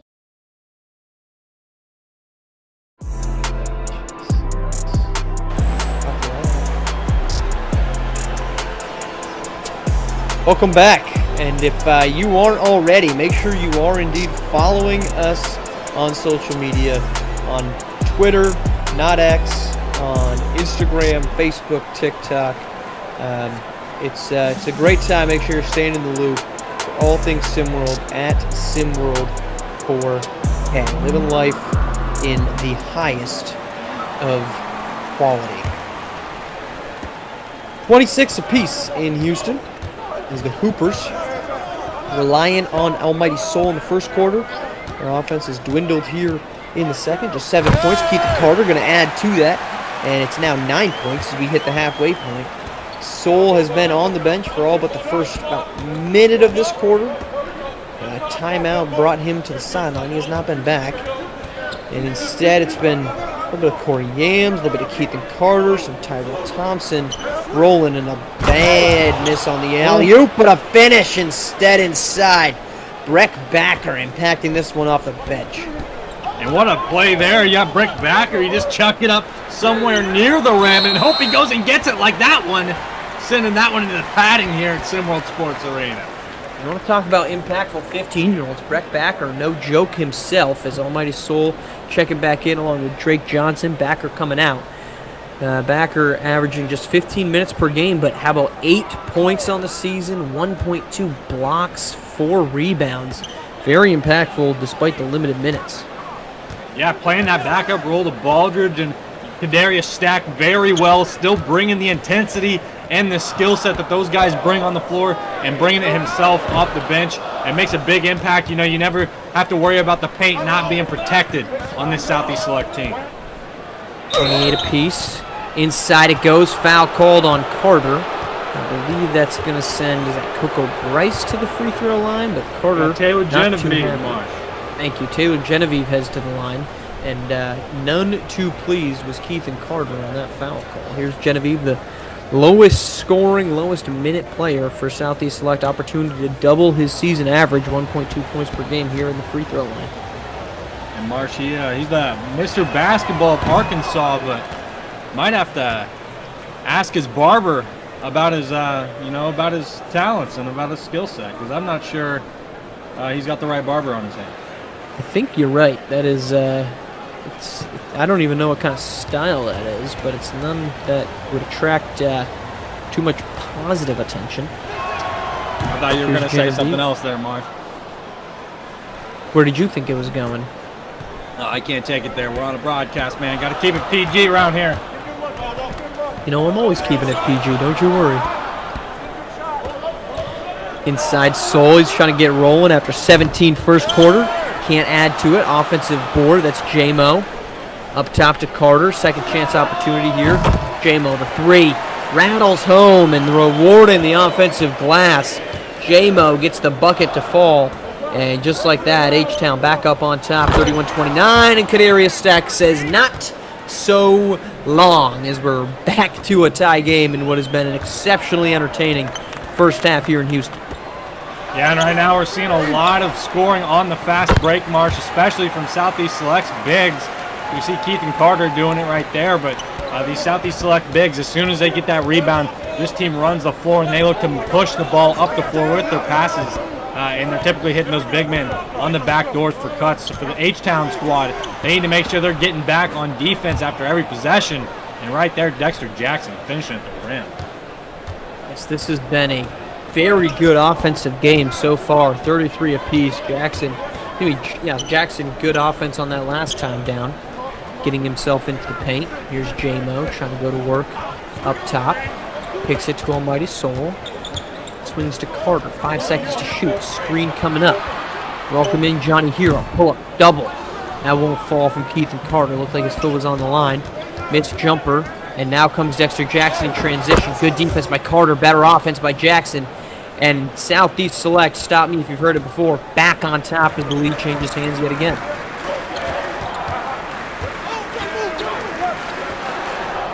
Minute and change here in the second quarter. It's been a thriller. Very competitive back and forth affair. Corey Yams just gets that one over top of Stack Jr., but no dice, no block, but no score itself. Here's Stack. Up top to Dexter. Dexter Jackson downhill, and he rises like a pogo stick for two. Wow. There's the athleticism, Marsh, the lateral athleticism leading into the vertical athleticism. Something a lot of people don't know is you got to be able to move fast laterally to get up explosively vertically, and Dexter Jackson has it all. Mighty Soul, good defense on him. Misses his second jumper of the quarter. He's still stuck at 17. Good find inside to cutting big man. And a quick 6-0 run, and Southeast Select has taken the lead by 6 here with under 30 seconds to play in this opening half. Here's Yams, kicks it. Johnny Hero off the front rim, and a chance to hold for the last shot if they want it. Southeast Select looks like they want to push in transition. Kicked over to the corner to Coco Bryce. And they start to slow this thing down. Screen from Stack. Inside on Almighty Soul. No fear from Bryce, the Alabama commit. And an 8-point lead out of nowhere for Southeast Select as we head to halftime. I believe it might have been a 10-0 run to close things out there, Sam, for Southeast Select. And what was a close game, not so much. 8 points at the half. Yeah, Southeast Select clicking on all cylinders there to end the half. And really, for them, it's been a matter of they've just been running that fast break really well, getting the rebounds, and they look to push that ball up the floor as fast as they can, and a lot of times hitting that big on the back door. And for H-Town, I think that's something they need to try to make a point of emphasis here in the second half. They need to make sure as soon as they get that shot up, they got a guy back, first of all, but then along with that, you got to be sprinting your butt down the court to get that defense play at the other end. So for H-Town, got to be more aware defensively. The Southeast Select team is running all up and down the floor on it. Managed to keep Almighty Soul off the scoreboard as he sat for the first half of the quarter, and when he came back in, missed his 2 shots. So after a red-hot 17-point start, Almighty Soul held in check otherwise. It's 41-33. Southeast Select on top at the break.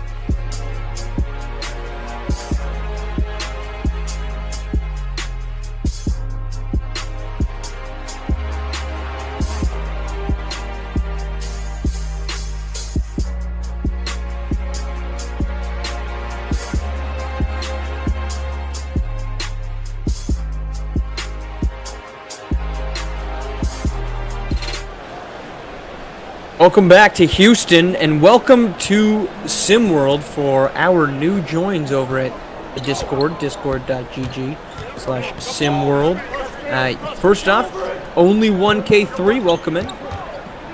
Wenjlo26, BTA Kayer, 57K, Mike Mart, love the icon there, Mike Mart.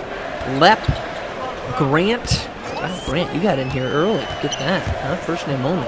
Jackson B11. Welcome into our new members up here in Discord, all the way through nearly 1,200. So thank you to everyone that's been there, and thank you to everyone that's come in.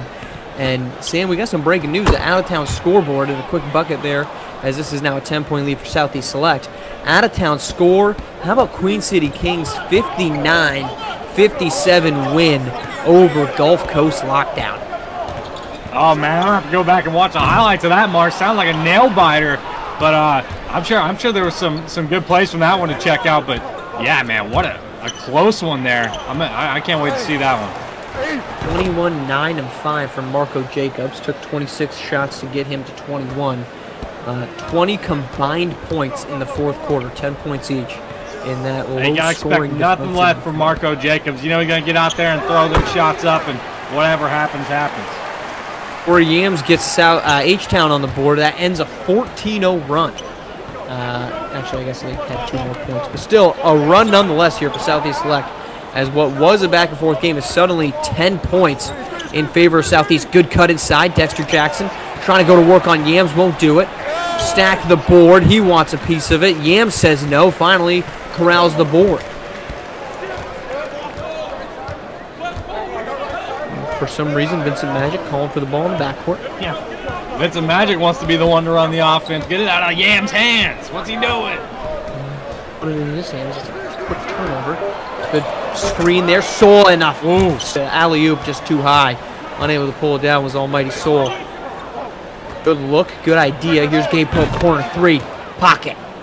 Gets it to go. 50-37, and Southeast Select has their largest lead of the game. Yeah, right now for H-Town, things are kind of running away. They're going to take a timeout here to figure things out. Timeout on the floor. 5:34 to go. Remind you to stay tuned for our hoops tomorrow, as we are going to get another duo of games. Lakeshore Drive at B City East, followed up by Indy Stripes here in Houston to face off against the H-Town Hoopers as we steamroll our way, Sam, towards the dramatic conclusion of the SimWorld Prep season. Tomorrow is, in fact, the regular season finale of SimWorld Prep basketball. The run to 1 could not be closer. First round starts June 6th. We've got 4 regions, plenty of action to go.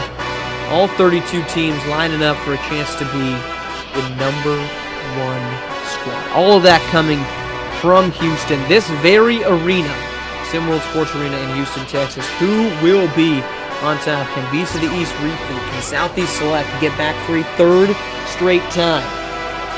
You got any predictions on this one? On Sam, you got one team you think could come away with the championship? Oh, I mean, I'm a big fan of both the teams we got matched up tomorrow, Marsh. The Lakeshore Drive and Beast of the East. I think those are both spectacular squads, and I think they can deal with anyone night-to-night basis. But right now, the OGs are really running through everyone. What we saw them do to Philadelphia today scares me a little bit. But, I think the Originators are going to be a tough matchup for any squad here in SimWorld Prep. Do not think you are wrong. I personally really like the chances of Cascadia. Love what they've been doing. Coach Braden Berry's been on fire as of late. Good star power there, but should be an interesting one. Here comes to the paint, Vincent Magic, almost blocked inside by who else but Breck Backer with his dirty going already here. Had that dirty in the first half alone. Backer really dominating off the bench with the limited minutes that he has. Yeah, Breck Backer playing great. Brings that length out there, Marsh, along with that 7-foot frame at 15 years old, which is just ridiculous. But, he just sticks that hand up there and can block anything from the floor to the top of the backboard. So he makes things difficult for any team inside the paint, and he's able to do it offensively as well, just kind of putting that hand up there at times, catching the ball in the post and going up with it for easy dunk. Breck Backer, this is not obviously going to probably happen, but do we think Breck Backer could be a Victor Wembanyama talent? That's too dramatic? I definitely think as far as, maybe play styles and, sort of the impact on the game, I could definitely see him developing something like that. Obviously never being, I'm not to sound like a hater here or a doubter, but not sure Breck Backer will ever be that caliber of a player, but definitely has the potential to be an elite player. But Tyrell Thompson right there, making him look like an amateur. What if we put it on the Victor Wembanyama Richter scale, right? So like the high end is you are Victor Wembanyama. How close to being Victor Wembanyama? Big slam is Dexter Jackson, look like Zach LaVine type of dunking. How close to being Victor Wembanyama? On the Richter scale, Marsh, I'm giving it a light shake, maybe like a 2.5 out there, maybe even less than that. You might consider it an aftershow. Yeah. Okay. So it's not like an 8.9, right? We're not going. Oh no. That destroys like cities, Marsh. That like changes a the low whole economy. Maybe like a 3. Is he like a 3 on the Richter scale? Hey, I'll take a 3. I'll take a 3. Says we're talking about a guy that's getting like what would it say 18 minutes per game? I'm no scientist though, Marsh. Sorry. 15. Well, we need to get a scientist on this cast ASAP. ASAP Rocky, get somebody. Here's Tyrell Thompson going to work against Dexter Jackson, and with no real concerns. That's going to draw Southeast Select timeout. They're first of the game. 2:49 to go here in the third. We're stepping aside. 55-47, Southeast Select on top.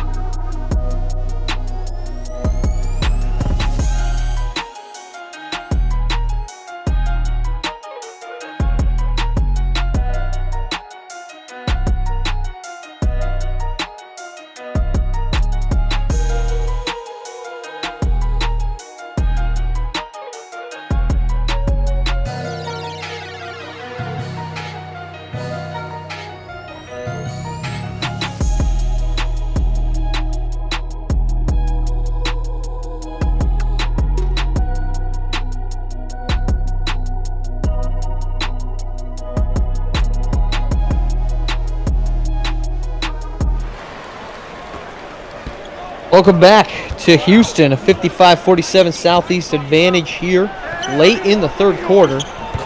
And a bucket inside and the lead back to 10. The Southeast Select squad is led by as many as 13 in this one. The first half for about 14 of the 16 minutes was as competitive as it could be, but a late run to end the quarter by Southeast Select gave them an 8-point edge at the break, and they've kind of held steady around that. Pull-up jumper there from Dexter Jackson off the front rim. Or back rim, J-Mo on the board.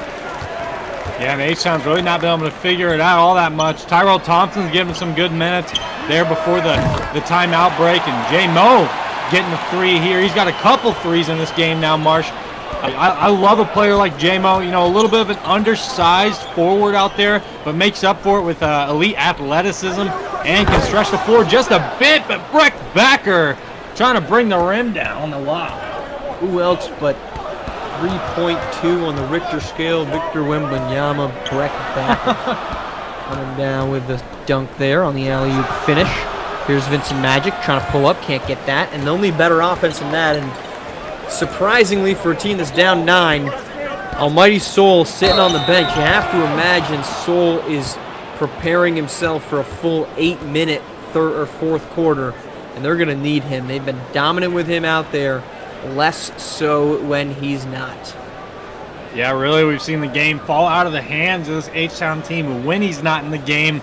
And, you know, he's brought the majority of the scoring for this team tonight as far as consistent scoring goes. So maybe they're getting him a rest here before the fourth quarter starts. But if that's the case, they really need to bring a barrage of Almighty Soul in that fourth quarter. And, you know, because they're starting to build a deficit here they're going to have to come back from. Abe Pope pushes the lead to 12 with the free throws. And the largest lead was 13 for Southeast. Gabe Pope tries to reach. That gives a brief advantage for Vincent Magic, but blocked there on the drive inside. Now pushing in transition. That's Gabe Pope trying to get that up, in, and good on J-Mo. And the 14-point lead, largest now of the game. And they go to the pick and roll, and Vincent Magic gets this one to fall. They've done 3 straight times trying to engage Vincent Magic in the P&R. Finally get it to happen. Yeah, and I think that's not a bad move for this H-Town team with Vincent Magic in the pick and roll. You can't really go wrong there. Really great distributor. Right now, not playing much defense on Gabe Pope. He's having his way with him. But offensively, this H-Town team, I would like to see a few more touches from everyone offensively. I feel like they're getting too much into the 1 or 2 touches past half court, but let me change my mind. J-Mo throwing down the 180 lob. J-Mo gets it to fall. He's been the offensive spark here for H-Town, though that spark has not been a ferocious one. It has not led to any fires. So they're trying to free up to the outside. Keandre Baldridge, not a 3-point shooter, but they give him some pin-down action. Here he comes into the paint. Pull up over J-Mo. Won't fall. Yams the board. 15 seconds here in the third quarter. 12-point game. If they can walk out of here down 10, I think that's a win for Southeast Select. They trail by 14. Here's Magic working on Stack. Stack can hold his own outside. Inside they go to Yams, and Yams, with 1 second to go, taps that one in over top of Dexter Jackson, and that's going to do it for the third. H-Town teetering with a blowout, but they get a couple late buckets. It's 66-56. Southeast Select on top on the road as we head to the fourth quarter.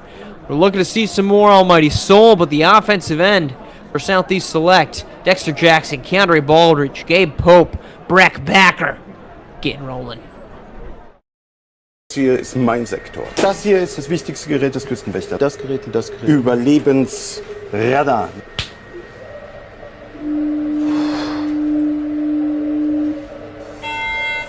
Mayday, Mayday. Hello, can you hear us? Can you hear us? Can you... Over.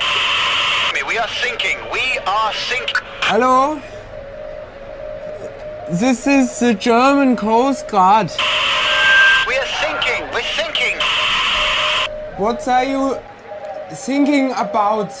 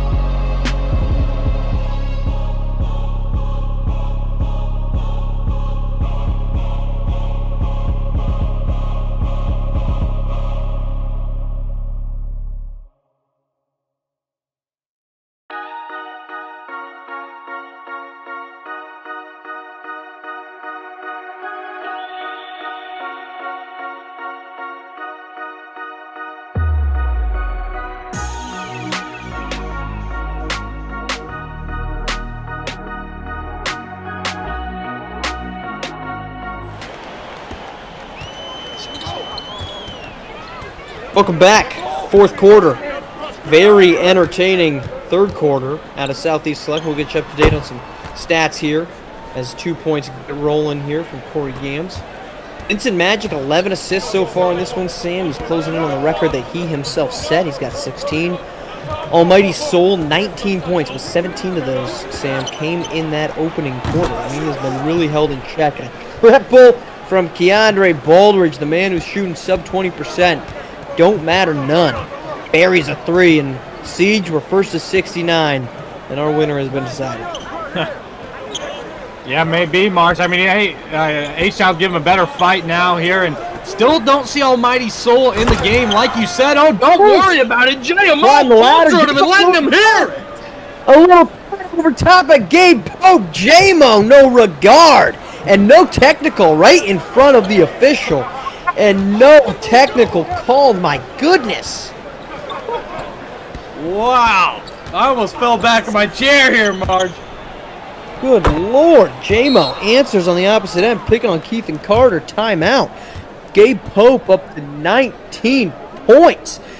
JMO and Pope, the Puerto Ricans, no love lost between those two. My goodness. Hey, you want in on the action? Why don't you head on over, discord.gg/SimWorldHoops. You could be a player. You could stare somebody down if you think you got the chops for it, or get stared down if you don't. You could be a coach if you think you know how to formulate the right game plan to try to slow down one Cooper Flag. No player or no coach has managed to do that yet. Hey, you could be a fan too. You can get involved. We've got plenty of activity, as you can very well tell, and plus many more. So head on over, discord.gg/SimWorldHoops. Of course, SimWorld, the only place you can see the game, be the game. Sam, my goodness gracious. Now that is a borderline disrespectful play from JMO, San Juan native, on Gabe Pope out of Mayagüez. I mean, good golly, his countrymen here stateside, no reason for that type of harm. Oh my, I mean, I'm almost still speechless, Marsh. That was a crazy dunk we saw there, and that's the athleticism I talked about from J-Mo, man. Not a big guy out there, but can get high out there. And we saw him there, man, pushing him to the ground and then letting him hear about it afterwards. That's what I like to see, Marsh. Let him hear about it. No love lost, and Corey Yam says Keandre Baldridge can do it. I can't do it. And that one misses. 71-60, 11-point game. Two Southern Region teams, clearly plenty of animosity, and inside go Coco Bryce. Plenty of animosity between these two teams, and boy, oh boy, could we get a great showdown if these two were to run into one another. The only way to do that right now would be, well, actually, it could be a second rounder if Southeast Select holds on here, moves up to the number 1 spot, and H-Town stays at the 4-5. Corey Yam's missing a cutting Vincent Magic there. And Tyrell Thompson, see, Sam, that's what we saw so much of last season. A very polished interior game from Tyrell Thompson. We just have not seen that this season from him because the ball has just flown to Corey Yam, so Almighty Soul, for good reason. Those guys are, I think one could argue, reasonably better as Keandre Baldridge rises up for 2. But Tyrell Thompson is somebody that I think we need to keep an eye on. Yeah, Mars, I mean, he's that big body down there, uses his size well in the post, and not sure what we just saw there. I don't know if that was an errant shot or a block, but Tyrell Thompson's been making the impact here, especially in the second half of this game, using his body well. We're seeing him take a 3 here, and he's knocking it down. They're going to call it a 2. Deep 2 from Thompson. He has not been, as you said very accurately, a three-point shooter, just 3 made on the season. But he flashes it and rises up. Hello. This is just no shortage of offense here for Southeast Select. Sad they go to Almighty Soul. Let's see if we finally get an aggressive Soul. He kicks back that one. Indeed we do. Gets a default. It's back to an 11-point game. Yeah, Almighty Soul back in the game now for this H-Town team. Really need him to put some things together for him here in the final 4.5 minutes of this game to get back into it. But Gabe Pope gonna drop a dirty dime there to the post to Kadarius Stack. Stack with a great finish as well. Fantastic play. And this continues to roll on in favor of who else but Southeast Select. 79-66. Inside they go. Baldridge, the offensive board, puts it right back, and now it's a 15-point game with under 5 to play. Very surprising turn of events. Yeah, and this right now, Southeast still going full speed. Oh man, speaking of full speed, Vincent Magic getting the slam. Magic gets it, timeout on the floor. We're going to take a timeout ourselves. 13-point game here in Houston, 3:43 to play in the fourth. Das hier ist mein Sektor. Das hier ist das wichtigste Gerät des Küstenwächters. Das Gerät und das Gerät. Überlebensradar.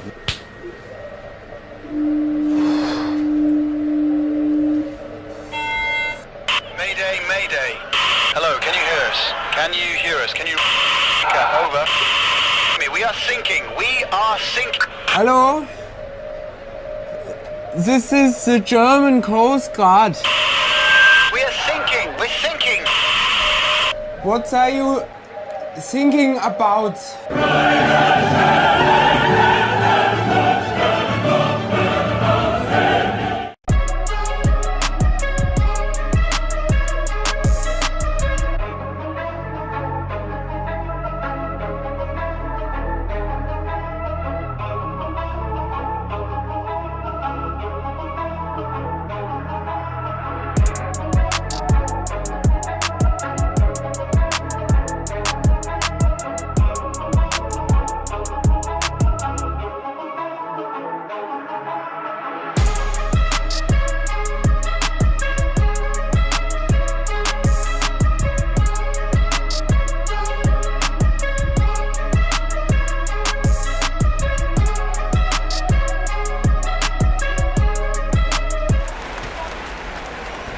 Welcome back, fourth quarter, 3:40 to go. Southeast Select using that big run to end the opening half to get a big enough lead as Gabe Pope. They bring the double on Stack. Lets Gabe Pope wide open to the rack. This was a tight game, Sam. That 8-0, I think it was a 10-0 run even, pushed us to an 8-point lead. And we've kind of hovered, Sam, around that 8-point lead for Southeast Select. It's gotten up to now 15 points. It's been Southeast dominance as here comes Baldrige for 2 to push it to 16 or 17. That run really feels like it was what decided this thing. Yeah, Marsh, it was. That was exactly what I was about to say. That one run they put together there really put them out up top, and ever since, H-Town's just not been able to get anything going to get ahead of this Southeast squad ever since. And right now, with time dwindling, it looks like Southeast is bound to take this one. And you mentioned it at the intro as here comes 2 more from Drake Johnson, pushes it to 19. You mentioned that we weren't going to see a lot of three-pointers, and admittedly we have not.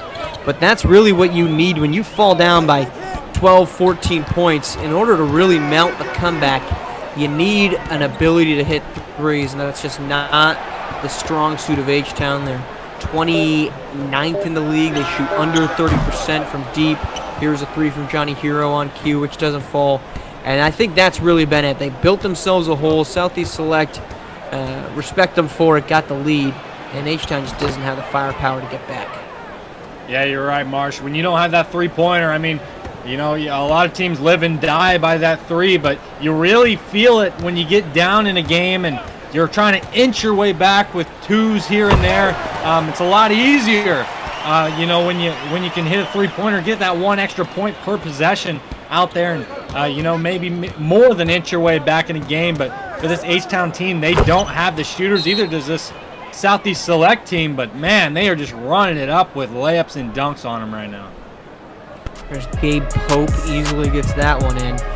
Miners, stay tuned for the third game of our triple header. SimWorld Africa Best Coast Ballers. Suno Chapa going at it. He is the Oklahoma commit. He has had an absolutely incredible game or season this season. On the other side, you're going to get the chance to see Ethan Letterman Jr., Pierre DuPont, and Kola Abdul-Rauf. Going to be a good one over in, I believe that one's in California. So Best Coast Ballers, SimWorld Africa, wrapping up the SimWorld TV triple header on this Wednesday night.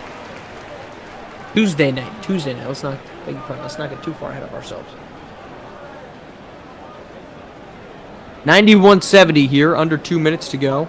Southeast Select, the offense has been there, impressively so, as we get the full swaps of recruits and bench pieces coming in. The white flag waving proud, well, not proudly, but emphatically for the H-Town Hoopers, as this is going to be a wrap. We saw, Sam, I think a surprisingly great first quarter from Almighty Soul, but I think we've seen this a lot from some big scoring games. Good starts that just fizzle out as the game rolls on. Yeah, Marsh, you know, as the game moves on, teams will start to figure out Breck back or the dunk there. But teams will start to figure out as the game goes on and figure out ways to defend you and slow you down. And it seems like that's really what happened here tonight. Obviously, Almighty Soul was out for big periods of the game as well. This game that maybe he should have been in there, because tonight it kind of seemed like H-Town maybe needed all hands on deck the whole game to pull this one out. But Southeast Select really came out here and just outplayed them. You got to give credit to Southeast Select's conditioning out there, Marsh. They were able to play all 4 quarters as hard as they wanted to, still D'ing up 3/4 court man-to-man, running the break with their bigs. They were just all night pushing the tempo against this H-Town team, and H-Town not able to keep up. Into the paint, 2 points there for Tyshawn Pendergrass, the not often used, just 4 minutes per game in 21 games this season. He gets 2 points to go. The bottom end of this H-Town bench does not see a ton of action. Anthony Johnson, just 5 minutes. Maury Washington, just 3. They're getting a chance here to step on the floor and try to impress. Tyshawn Pendergrass doing his first thing of it. Here's a 3-pointer on the opposite end. Southeast Select has no indications that they're going to let up. Still have some of their stars out there. Dexter Jackson still playing hard here in this one for Southeast Select. J-Mo spinning around, gets 2 to go. 93-77, that should be the end of our scoring here in Houston. Southeast Select, a great game from Dexter Jackson. It was over 20 points in this one. Gabe Pope efficient as well. And a 93-77 win, and couple that with the loss by Gulf Coast Lockdown. And folks, we have first place changing hands. Southeast Select number 1 in the Southern region. Gulf Coast Lockdown falling to number 2. 1 game each for the 2 of them. Thank you all for joining us. For my partner in the booth, Sam, our production team, I'm Marsh. This has been a Southeast Select win. Stay tuned. 3rd game of our triple headers coming up next. Playing jazz. Playing jazz. Smoothie. Making smoothie. Calendar. No meetings today. Remember, tandläkare at 9:30. Fire off. Fire off. Open door. Door open. Sånn. Så skal vi sette en til. Ja. Open door. Wrong voice command. Open door. Wrong voice command. Open door. Repeat that. Open door. I didn't understand that. Hey, open door. Play on the floor. Get on the floor. Open the door. Wrong Open the voice door. command. Error. Hey there, with a rock. Open door. Open door.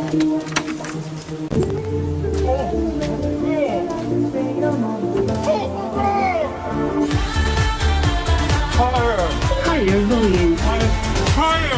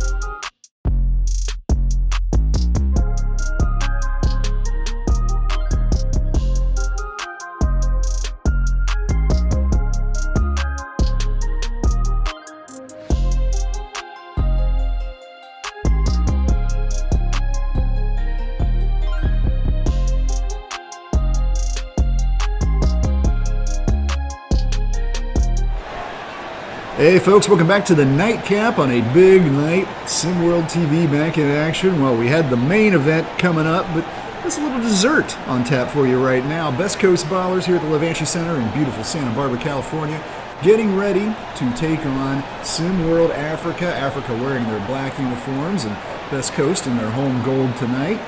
And behind the microphone, you've got Elava, and I am joined once again by Clutch. Clutch, been a big night. Hoping for a fantastic finish here on the California coast. Oh, it always gets so golden pretty there this time of the night that, you know, a good night game, you could play right on the beach like this. Well, fortunately we have a roof over our heads here, nice temperature, climate controlled. But we are underway, Africa controlling the tip, and on the drive inside, can't quite get it there. That was one of those Israeli guards for Africa. Finish off that, and opening bucket for Best Coast won't go down either.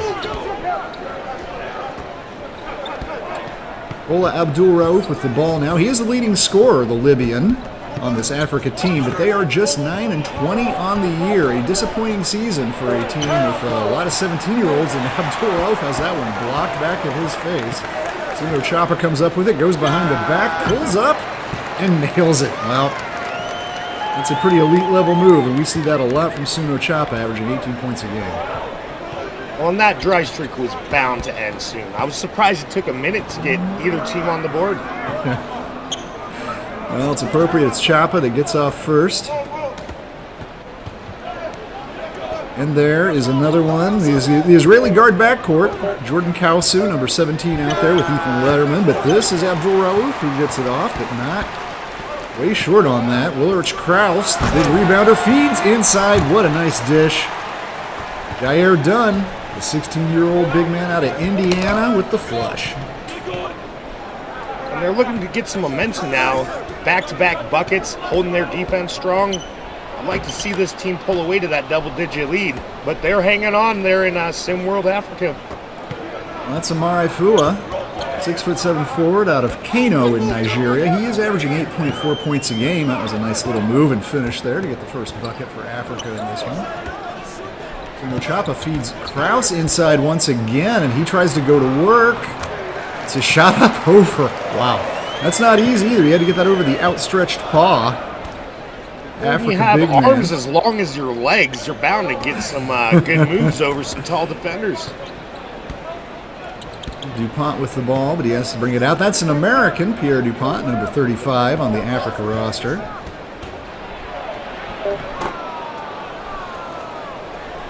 Back on the drive. What do you think brings an American to SimWorld Africa? Opportunity. And for the past year, Pierre DuPont has gotten that. He is their leading rebounder at almost 7.5 a game, averaging a little under 15 per match.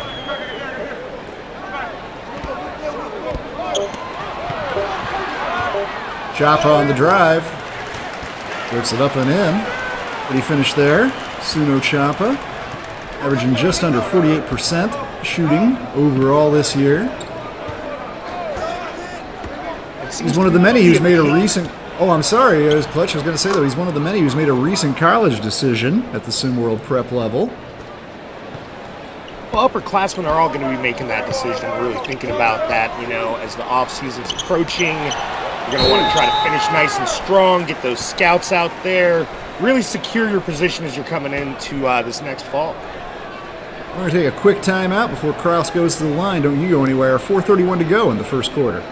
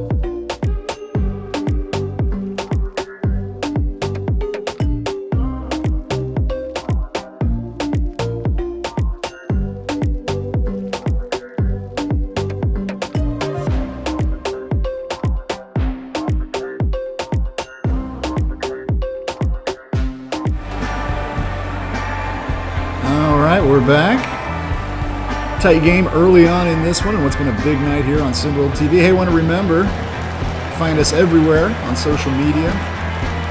Twitter, Facebook, TikTok, Instagram, through social, OnlyFans, Grindr, wherever it is, that's where we are.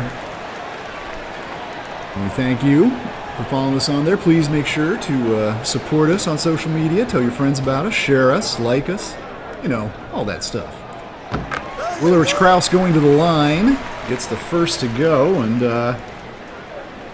pretty good free throw shooting team overall. One of the better ones, actually, in SimWorld.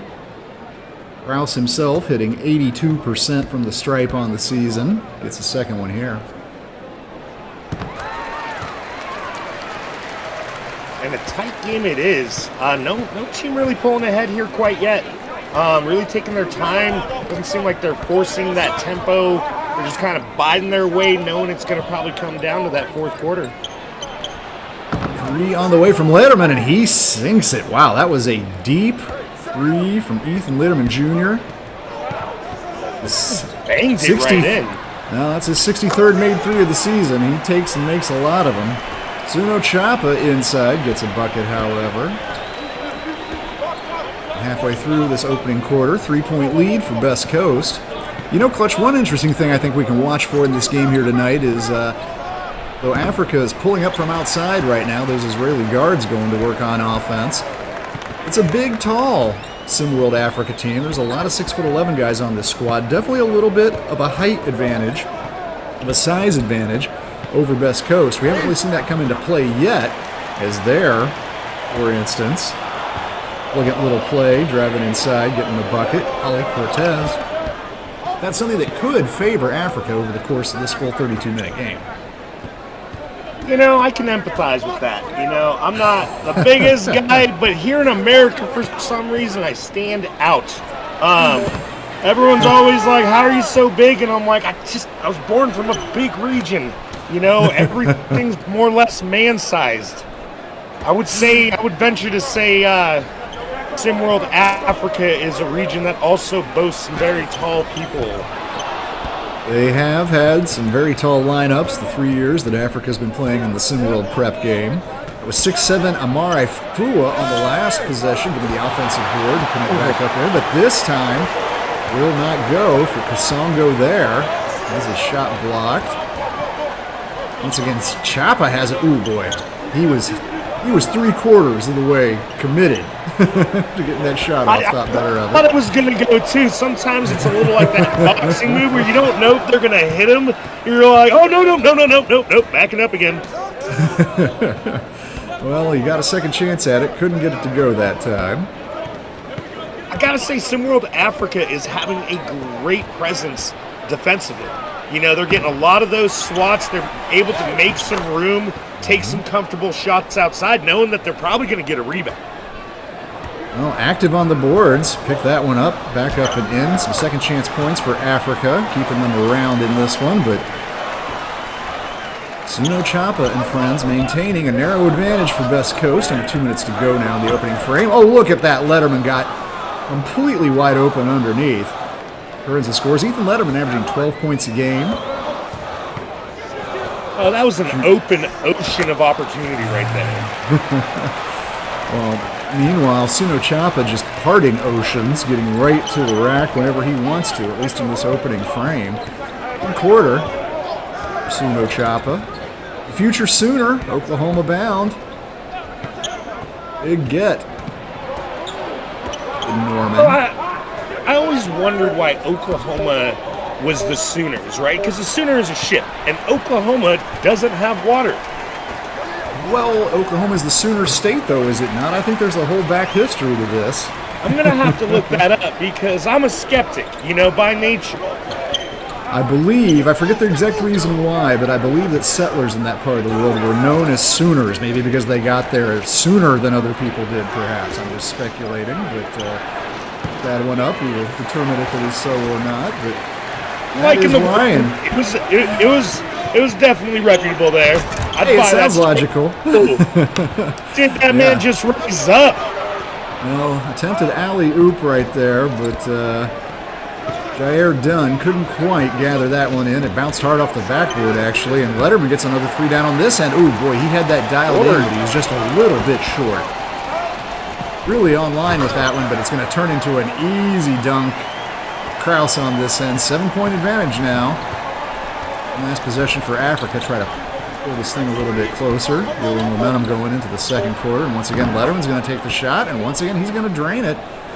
Letterman's been active for Africa, and Chapa, ball in hand. He's going to heave it here, doing damage for Best Coast. Ooh, got some rim on that. Yeah, made that interesting, didn't he? But won't go down. All the same, it is a 5-point advantage for the home team. We are going to take a quick commercial break, get some bills paid around here, but you stick around. We are coming back in 2 minutes with the second quarter. The Levanchi Center. That's it.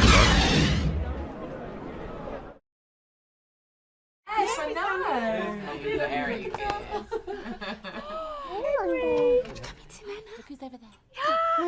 He's walking.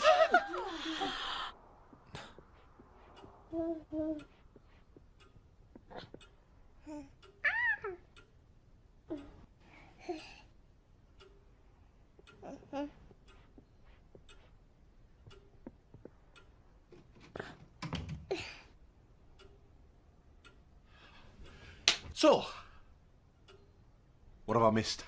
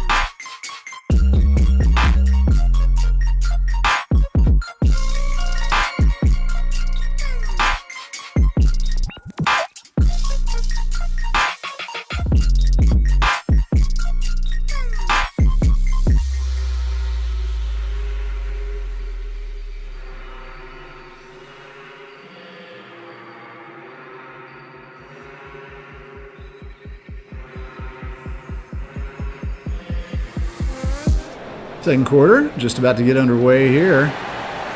Zuno Chapa with 8 leading the way for his Best Coast squad, but Ethan Letterman, top scorer so far. He poured in 9 points in that opening quarter as that Israeli backcourt on this Africa team of Letterman and Kausu. Definitely dangerous and light it up from out there, but West Coast does have the advantage, and they're looking to build on it right there as Chapa once again finds Kraus, and that connection's already come to fruition a few times in this game. You know, when you're talking about Letterman, I'm just thinking, what I like about this young man is he is a scrappy 6'4" player. He makes his presence felt inside, outside. I mean, the young man is putting in work, but he doesn't need to make the biggest statement on the team. Ethan Letterman, 17 years old, 6'4" guard. Reputation as a fantastic shooter, also underrated defender, Letterman. Decent defensive instincts. But at the line right now for Africa, not as good a free throw shooting team, actually one of the poorer free throw shooting teams in SimWorld Prep in stark contrast to Best Coast Ballers, but Abdul Raouf a 76% shooter from the stripe. Got the first one to go. Can't get the second one down, however. You know, what I'll say about defensive players is, you know, we live in a basketball world where, you know, we think the stats tell the entire story. But I think when it comes to defense, you've got players who can make an impact that don't follow traditional rules, you know, that don't follow traditional stats but are a menace on the floor. And like you said, we got quiet guys like Letterman, you know, you know, I just love to see the humble player. Maybe that's just me being biased. Second chance once again. More than a few second chance points for Africa in this match, and that is really keeping them around. Kappa still out there with Kraus for Best Coast. They do have their youngster out on the court right now, 14-year-old Jaizar Deal, number 14. That's DJ Davis trying to get a bucket. Kraus gets the offensive board, kicks it back out to Deal. Oh, he should have dumped that. That's now the triple team, way short. Yeah, that's one part of Suno Choppa's game he's still putting together. He's actually made 34 threes on the year, but shooting under 30%. Oh, there is just that's a mental mistake. Backcourt. Yeah, and Abdul Raouf was the transgressor right there. He was holding his hands up like he was the victim of an injustice, but he just took that right back across the center line. So I don't think you can do much but set up on defense when you pull that maneuver. Yeah, I've always kind of cracked up at the emotions of blatant fouls, you know, like, come on.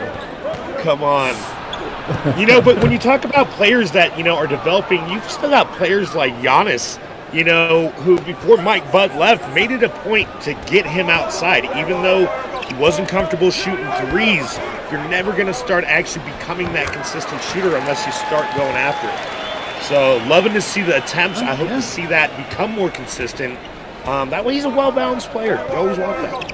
And credit to Coach Ganino Dominguez, head coach of Best Coast, for giving Choppa that green light. I mean, that's the kind of coaching move that I don't know if it's going to win you the maximum number of games, and it is all about winning at the end of the day. But for these SimWorld prep teams, able to tell a recruit, hey, look what I did for Suno Choppa. We really got his shot in order. And there you go. Draining one from outside. Suno on cue gets one down. 7-point lead again. But I think that's a really great selling point to bring to a lot of these players who will be entering the SimWorld game next season. Come to Santa Barbara. It's beautiful and will make you a better player. Absolutely. And who are you looking at in terms of the entire league?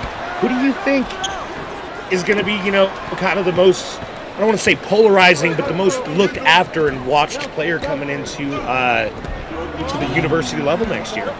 Well, these players going on to the to the U level will be definitely some interesting things, and I do think you are going to see some players who maybe haven't shined. Oh, there's a nice little feed inside, cuts the lead to 5, and out on the court by Best Coast, Coach Dominguez.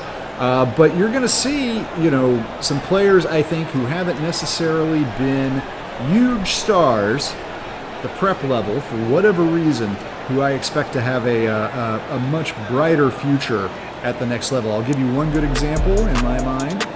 Tyshawn McGrady, 6'7" forward on Cascadia, I think has a lot of talent that he hasn't necessarily shown very fully on this level yet either. And I'd also say the Williamses on G5. Mugen Williams and Majera. Majera, a fantastic defender. We were just talking about defense. Uses his athleticism to really cause some problems out there. While we have a break, Clutch, we should also remind people that, you know, you could be in the battle for Defensive Player of the Year. What am I talking about? Well, I'm talking about you joining SimWorld. Go to discord.gg/SimWorldHoops. You can be a fan, you can be a coach, you can be a player, you can be an owner, you could be a media member, you could be writing stories, or you could be behind the microphone if you've got that silver tongue like me and Clutch do, calling games. You got to do those. Come to our Discord, put your hand up, let us know that you want in. The only place that you can see the game, be the game, and in this game right now, Suno Choppa staying out on the court. No rest for him yet.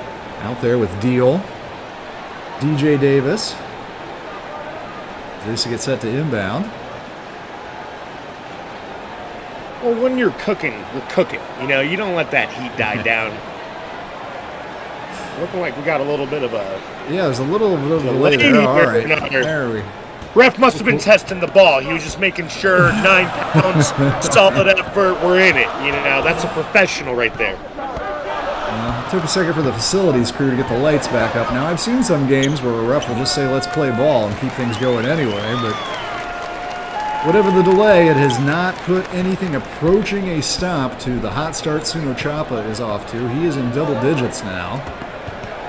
Hopefully leading the way for Best Coast, who have led this game the entire way so far. Abdul Raouf tries, and that is going to be called a 3. I thought it was close. I thought he might have had a toe on the line, but the ref calls it. Says it was indeed a 3-point shot.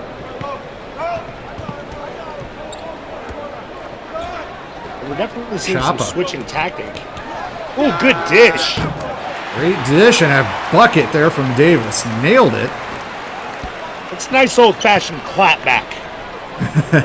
DJ Davis. Oh, he's 39% three-point shooter. He can make them from out there. Abdul Raouf dives underneath and gets 2 of it back, but still a 5-point lead. West Coast. Not trailed in this game. I don't think this game has been tied since 0-0 either. We've gotten awfully close a couple times. We've gotten very close. 4 points, 2 points. Hold it down to 1 once. That's right. Oh boy. Look at that from Krause. Turnaround. Now, for people who have been with the SimWorld game for some time now, that may have made you think of Lorenzo Phenom, the current Michigan Wolverine. Starred for Bad Boys. Oh, look at that deep shot right there. Now, see, that one, I think they're just calling it 2. Foot was on the line. Well, I wasn't sure if the last was a 3, so maybe it's some take some for Africa. All works out in the wash. Oh, left-hander by Davis, but he can't get it to go. They made him fight for that, though. Yeah, he did. And that's how Abdul they're going to claw Raouf their way trying back. to work on Krause. Look at that. I am really impressed by the aggression and the finishing ability of 6'5" Kola Abdul Raouf. Libyan guard going down there and taking it right to Big Willard Krause. Went up a lot of size to Krause, but scoring right over him. Nice few possessions. Oh, that is a tough shot there from Davis, and he gets it to go. Wow. Beautiful back foot shot there. And both teams really making it work. I feel like I was thinking their mindset is we keep it within 1 or 2 baskets going into the half. We come back, try to take that lead, but it's so back and forth. 2:11 to go in the second quarter. We're going to take a quick break. Come right back.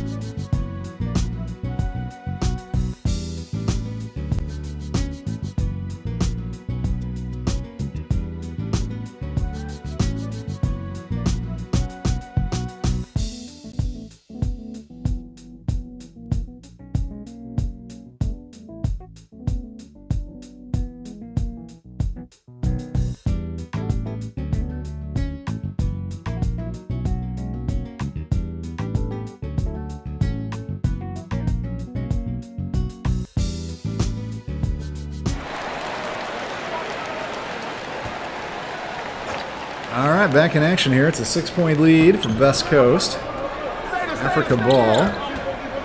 15 points for Suno Chapa and 10 for Willard Krause leading the way. But Africa has never tied, never led this game, but they have never been too far behind either. Shot clock winding down, and Abdul Raouf's just going to have to try something here. Can't get it to go.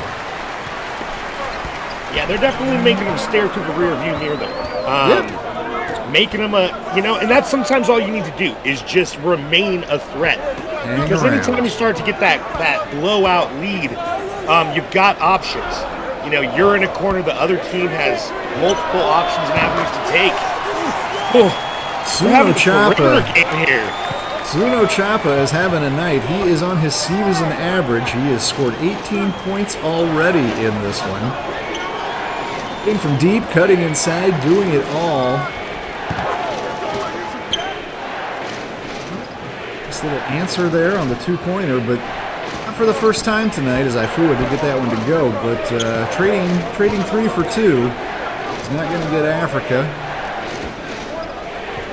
back up to within a possession where they want to be. Nice feed inside, nice finish inside. Pretty pass, but a nice little layup too by Dre Ryder. He is the other 17-year-old on this Best Coast Ballers team. Insuno Champa won't be back next year. Everybody else might. Coach Dominguez can keep him around. Oh, Abdul Raouf gets the 3. And I gotta say, it's not the flashiest game. You know, we saw that attempted alley-oop. You know, we've seen some dunks here and there. But we're really just having some good fundamentals here. You know, you got players just, you know, not going for the highlight reel, but making sure they can get those points. Again, stay in the game. Both teams hitting from outside, too. We just saw Champa miss a 3 on that last possession, but he has drained a couple. Abdul Raouf and Letterman for Africa as well, as Champa goes back up with it and rattles that one through, up to 20 points now. 20 points in the first half. An impressive first half for Suno, an impressive first half for the Ballers. Let's see if Letterman can shut it any closer. He dishes it off, and the buzzer, well, with 3/10 left, Abdul Raouf drains another shot from deep. What a pretty Hey, kind of like Suno Champa. Abdul Raouf is not necessarily prolific out there. Only a 31% three-point shooter, a little bit better than Chapa's average on the season, but those two leading scorers, Abdul Raouf and Champa, getting it done in the first half, but it is Best Coast, jumped out to a little bit of an early lead, maintained it all the way in a game that has never been tied or trailed since the 0-0 mark, and it's really been the dynamic duo of Champa outside, Willerich Krause inside for Best Coast that's given them an edge so far.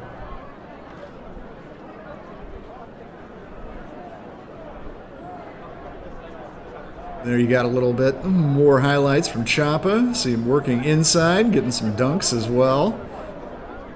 For Africa, Coach Hobie Davis, his squad certainly not out of it at this point. And Abdul Raouf, he's got 20 as well, matching Champa blow for blow, stat for stat, as you see there. We'll take a quick break. Come back after halftime for more action in SoCal between Africa and Best Coast.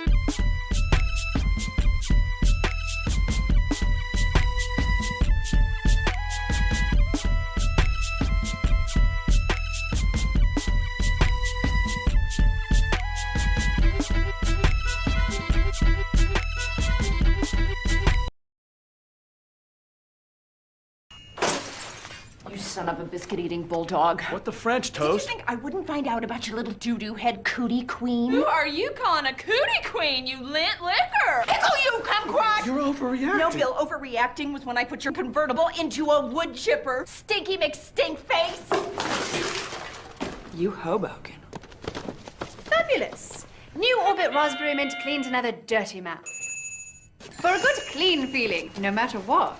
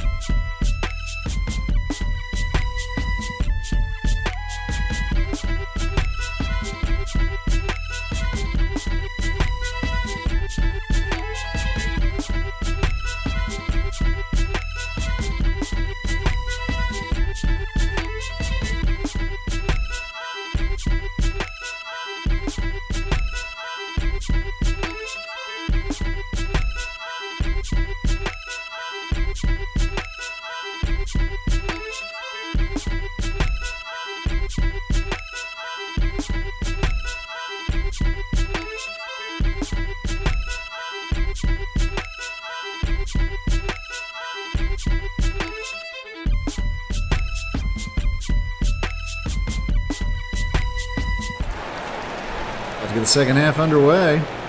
Nearly half of each team's points put up by their leading scorers.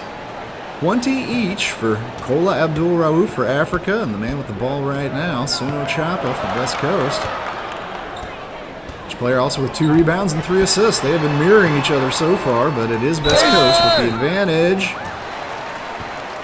Tongo is going to pick up his second foul there, and that is going to send Chapa to the line. And I honestly got to wonder if it's going to be a more physical second half. We didn't really have too many fouls going into that first half. You know, both teams again trading blows but not taking it personally.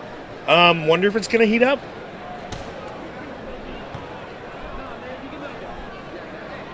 At the line, Chapa lines the first one up, gets it to go. Zuno shooting just under 90% from the stripe on the air, and has made more trips to the line than anybody else on West Coast. By some margin, as a matter of fact, but get the second one to go, 6-point advantage. Ooh. Alsu tries a tough shot inside, almost came up with his second chance opportunity, but ripped away. Nice dish there, but finally squares up, takes a jumper, can't get it to fall. Yeah, quiet night so far for Arlo Cook, by the way, who is averaging almost 8.5 per game. Hasn't done that much in this one. Lee Cortez of Best Coast picking up the foul here. And actually, much like Cook, Cortez for Best Coast also a quiet night. And look at this. It really is. Back and forth between these two.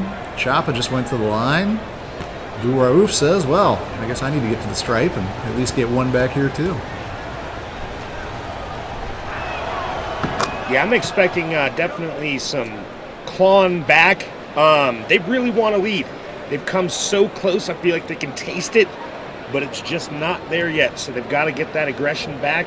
I like the move to perimeter, but let's see some good mid-range. Let's see, I thought that was good awareness on that last play to dish it to the outside.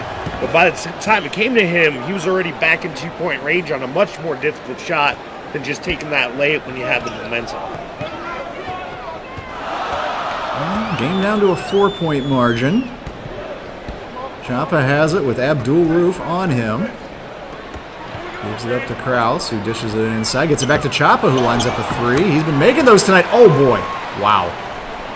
Tapped up and in by Kraus. And just kind of swatted that thing back toward the basket, but it went right in. Kraus from beautiful San Diego. Spent a couple years there myself, and it is an amazing area. Must explain that beautiful blonde hair of his. It is just shining on that court. Oh, there you go. Arlo Cook, I was just talking about the fact he had been quiet tonight, but the 6'8" forward out of D.C. dialed that one in. He is definitely the top outside threat on this West Coast team, shooting almost 56% from 3, and that was his 55th made long shot this year. Great inside run there by Letterman.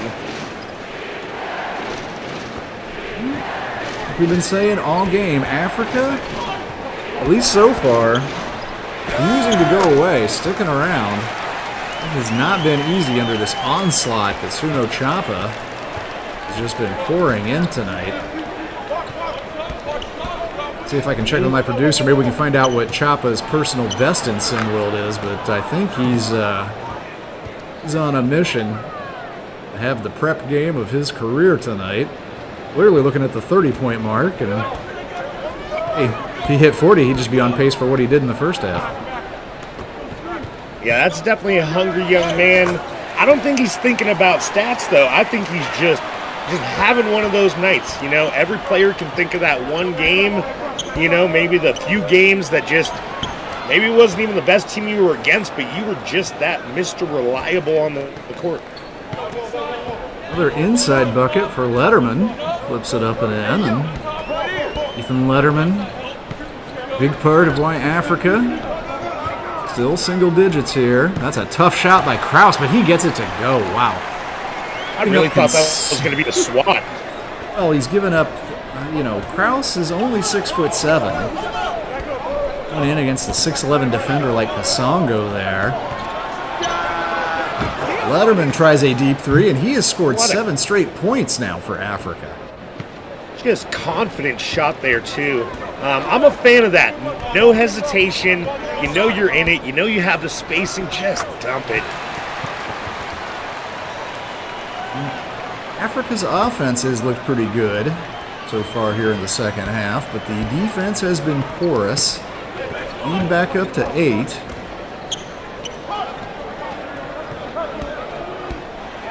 And this time, SWTV tries to go inside and does. Gets his own rebound and lays it in. Too quick. That time, at least, for big man Kraus. But look at this. There's a statement right back. Hey, beat everybody down the court and you get that reward. Beat your big men to run. And Letterman had another clean look out there on the top of the key. Chapo was a little bit behind him on that one, but he passed it up. He's going to get this one off, however, and splashes it home again. This is 10 third-quarter points now for Ethan Letterman. Is that his second 3 back-to-back? That was his second 3 back-to-back after 2 nice inside layups he scored on. Now, I know I'm switching sports, but I would love to see the hat trick there. 3 threes in a row. Let's see if he can do it. If you just like threes, period, you've come at a right time in this game. Arlo Cook heating up, just drilled another one there. Abdul Raouf, he's not a great three-point shooter, but he's made a few already in this game, but this is looking for another assist, and that was, I actually thought that was going in. That was dialed right on. It was just short. I almost called it. I'm glad I held out. Because we both could have. Man. That's what happens when you've been on the mic for a few years, though. You know to just wait one more second. Ali Cortez gets the bucket, and Best Coast are up by double digits. So that's the first time we've reached this mark in this game. Joel Ralph makes sure it doesn't last long as Best Coast takes a timeout, but really, Best Coast, it has been the emergence of Ali Cortez and Arlo Cook in this quarter that have enabled them to stretch their lead a little bit here, 69-61, timeout called on the court. I want to remind everybody that while this is our last game of the night, don't worry, SimWorld TV is going to be back on the air, and it all starts tomorrow, 7 o'clock Eastern, that's 4 o'clock Pacific if you're out here on the West Coast where we are right now. It all starts Lakeshore Drive, taking on Beasts of the East, and that's going to be followed up by Indy, Texas. Hopefully they'll be able to get the plane down there with all the storms and bad weather Texas has had lately, but assuming they do, that'll be your back end of your doubleheader on SimWorld TV, and that's all kicking off tomorrow. So hopefully we'll see you back here then, and hopefully, my God, you must have been tuned in earlier tonight, right? Game of the year, OGs in Philly, huge stakes in terms of who's going to win that Founders region. And a nice game for the OGs, and I mean the entire lineup 1 through 10. It wasn't all Cooper Flag tonight, folks. It was a team effort and an interesting game. You know, the OGs typically too. You think of them winning with defense, one of the best defensive teams we've seen in the 3 years of SimWorld prep. But a little bit more of a shootout in that earlier game. But the OGs come out on top, 80-73, puts them in pole position in the Founders, and sets us up for this one where we've had a good game. West Coast led all the way. It's been close, and I thought it was about to get a little bit closer, but Letterman finally has something go wrong in this quarter, has his got swatted away by young Jaizar Deal. Oh, and I don't even think he saw that until I didn't see it coming. How could he? Ninja swat there. Yes. Deal, 14 years old, out of Compton, California, has a very bright future in this game. RJ Davis gets that bucket to go, lead back up to 10, 90 seconds to play in the third quarter.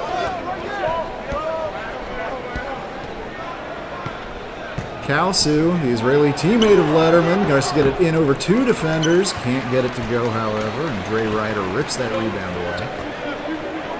And a big part of this lead that they've been able to stretch out for the Ballers has been that they've really dominated those rebounds. They're getting points off of them, and SimWorld Africa is not, unfortunately. I agree. It's been the shooting of Cortez and Cook. They've done it on the offensive end. And Africa, we saw more than a few times in that first half, getting second chance opportunities, second chance points. Not giving up a whole lot of second chancers on the defensive end either. And Kausu can't get that one to go. And this is the biggest lead of the game as we're under a minute. And I think we're in a little bit of a danger zone for Africa right now. Absolutely. This isn't going to help. Oh! Bucket wouldn't go there. Cortez gets it back. Second chance won't go. A third shot, though. What were you just talking about, Clutch? Look at all these offensive boards. Oh, I was just saying it gets a little scary when you get beyond that 10-point line, especially coming into that last fourth quarter. That is a battle to have to come back for points. You know, you got to make every single one count at this point. Letterman has it. Thought about a shot. Shot clock down to 5. He goes inside, puts it up and in, and he is going to get a chance for an old-fashioned three-point play. That is exactly the kind of break that Africa needed. Last possession. Letterman, a very good free throw shooter. Bring this lead down to 9. And a great job using that clock to his advantage. Really, he had the point where he could have had that three, I feel like, but it was more important to burn that clock to get the ball back. It's really a chance to swing some points away. Letterman, a smart kid and a great shooter. I think that's what people think of him mostly, but he is a good athlete as well. Showing you some of that. Ooh, and that just about rattled in. One of the rare breaks that Best Coast didn't get in the third quarter. 9-point lead for them with just 8 minutes to go when we return on SimWorld TV.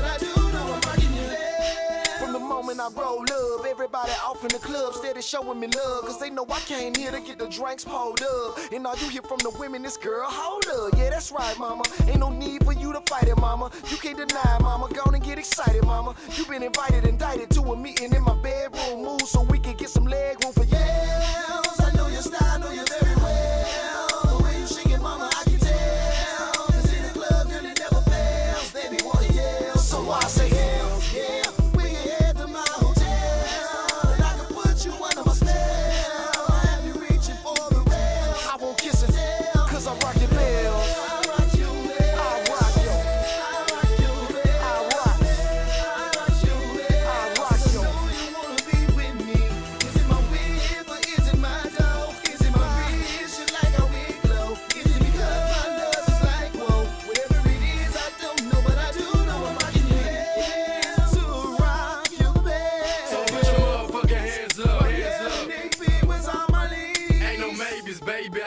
Crazy. It's the kind of song we make the move, yo. Hey, if you lick your lips, I might put you on a list. You can meet me by the bar, I'll be spinning big chips. This is how we do. AP, I'm the youngin' at the south, and I get that dough. Every time I hit the club, I'ma get that hoe. You can see me by the bar, blowing on a Philly guard, talking to a pretty star, trying to get it to my car, to my house. And maybe, baby, later I can put it in your mouth. Yeah, I already know we get dirty in the south. And money ain't a problem, mama, I can break a vote. This ain't all shit talk, shit, I reckon.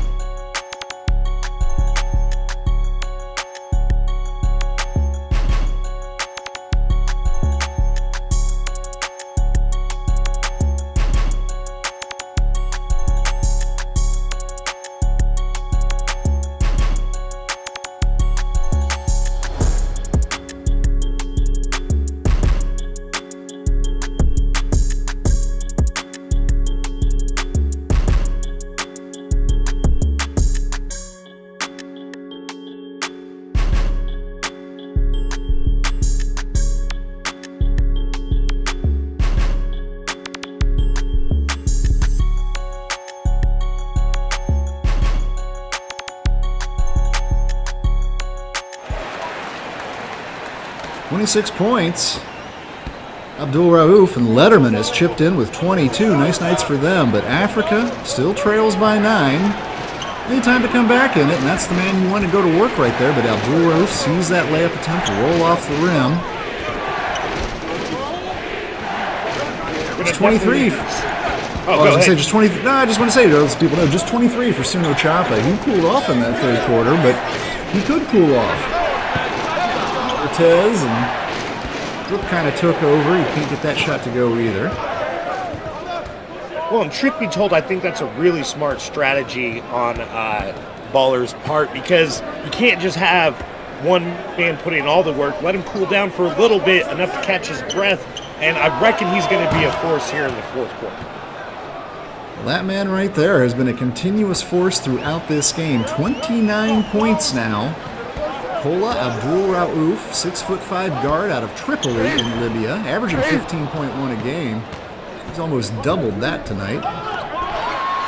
A nice dish. There's the other part of that dynamic scoring duo for Africa, at least on this evening, Letterman. He has got 24. 4-point game, most importantly. That's absolutely what I was going to bring up, is how quickly they brought it back to a very reasonable game for them. And yeah, I would absolutely agree. Letterman has been that kind of just contributing factor to get that paint wide open. And look at that jam. Bring some jelly. We're making sandwiches. Kausu with the fantastic finish, but it was a setup pass from Abdul Rauf. Another assist for him. He's been doing it all tonight, but there is a strong drive from Willards Krause, who restores a little bit of calm here at the Levanchi Center. Sparse crowd tonight, but the fans who are here had gotten a little bit quieter in the past couple minutes as Africa making a little run. I think you're going to want the ball here in Letterman or Abdul Rauf's hands, but they turn it over. 3 on the way from Cortez. Oh boy, there was a break for Africa. That would have been a big shot if that had gone down right there for West Coast. Instead, look at this. That's Khaled Ali with the flush. 6'11" Egyptian. Only averaging 2.1 points a game, Ali, but that was a timely space to get his average bucket. Keeping it a single possession. Let's see if they can finally tie it. Africa can tie or even take the lead on this possession for the first time all night long. Look to take the lead. Oh, and it was halfway down and came back out on Abdul Rauf. Oh, and you can tell that's exactly what they wanted. They were not going to settle for 2 points. They wanted that lead so badly. That would have been an emotional punch. But on this end, once again,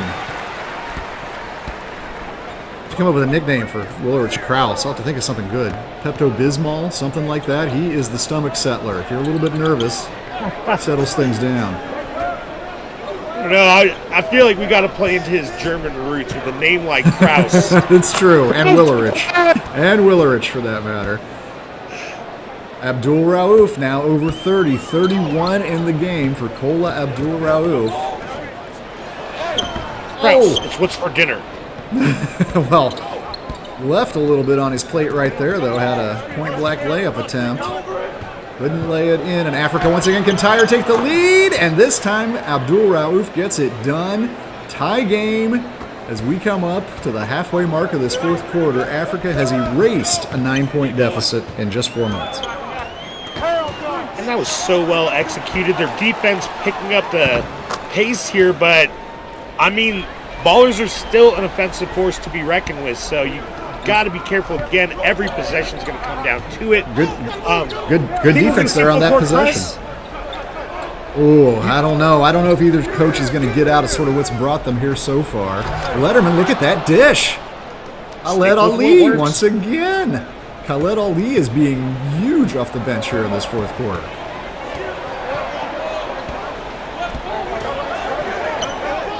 Ali Cortez pulls up and gets it to go. I'll tell you this, Best Coast would be in trouble if Ali Cortez and Arlo Cook hadn't woken up in the second half. That's for sure. Oh, yeah, you might have seen that lead point coming back and forth a few times. But so far, we have finally got the lead for Africa. Finally getting a lead on a Jordan Kausu triple, 82-81, just under 3 minutes to go in this one. We are going to take a quick break, but don't go anywhere. We have a photo finish on the cards between Africa and Best Coast coming up.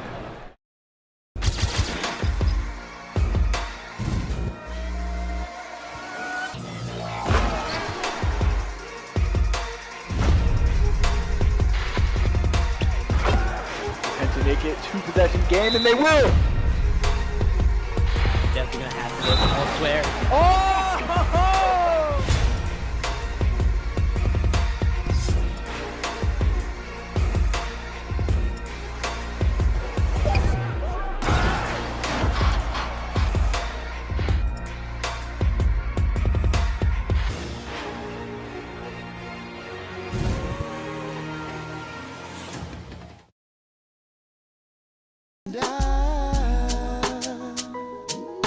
I still can't find the words to say how I feel about you inside. How I'm never gonna let you go, letting for you to be with me for the rest of my life. I'm in love and I just can't fight. This feeling that I'm feeling is killing me slowly. I need you to hold me. Without you near, I feel lonely. Console me and let me know that we're gonna be together.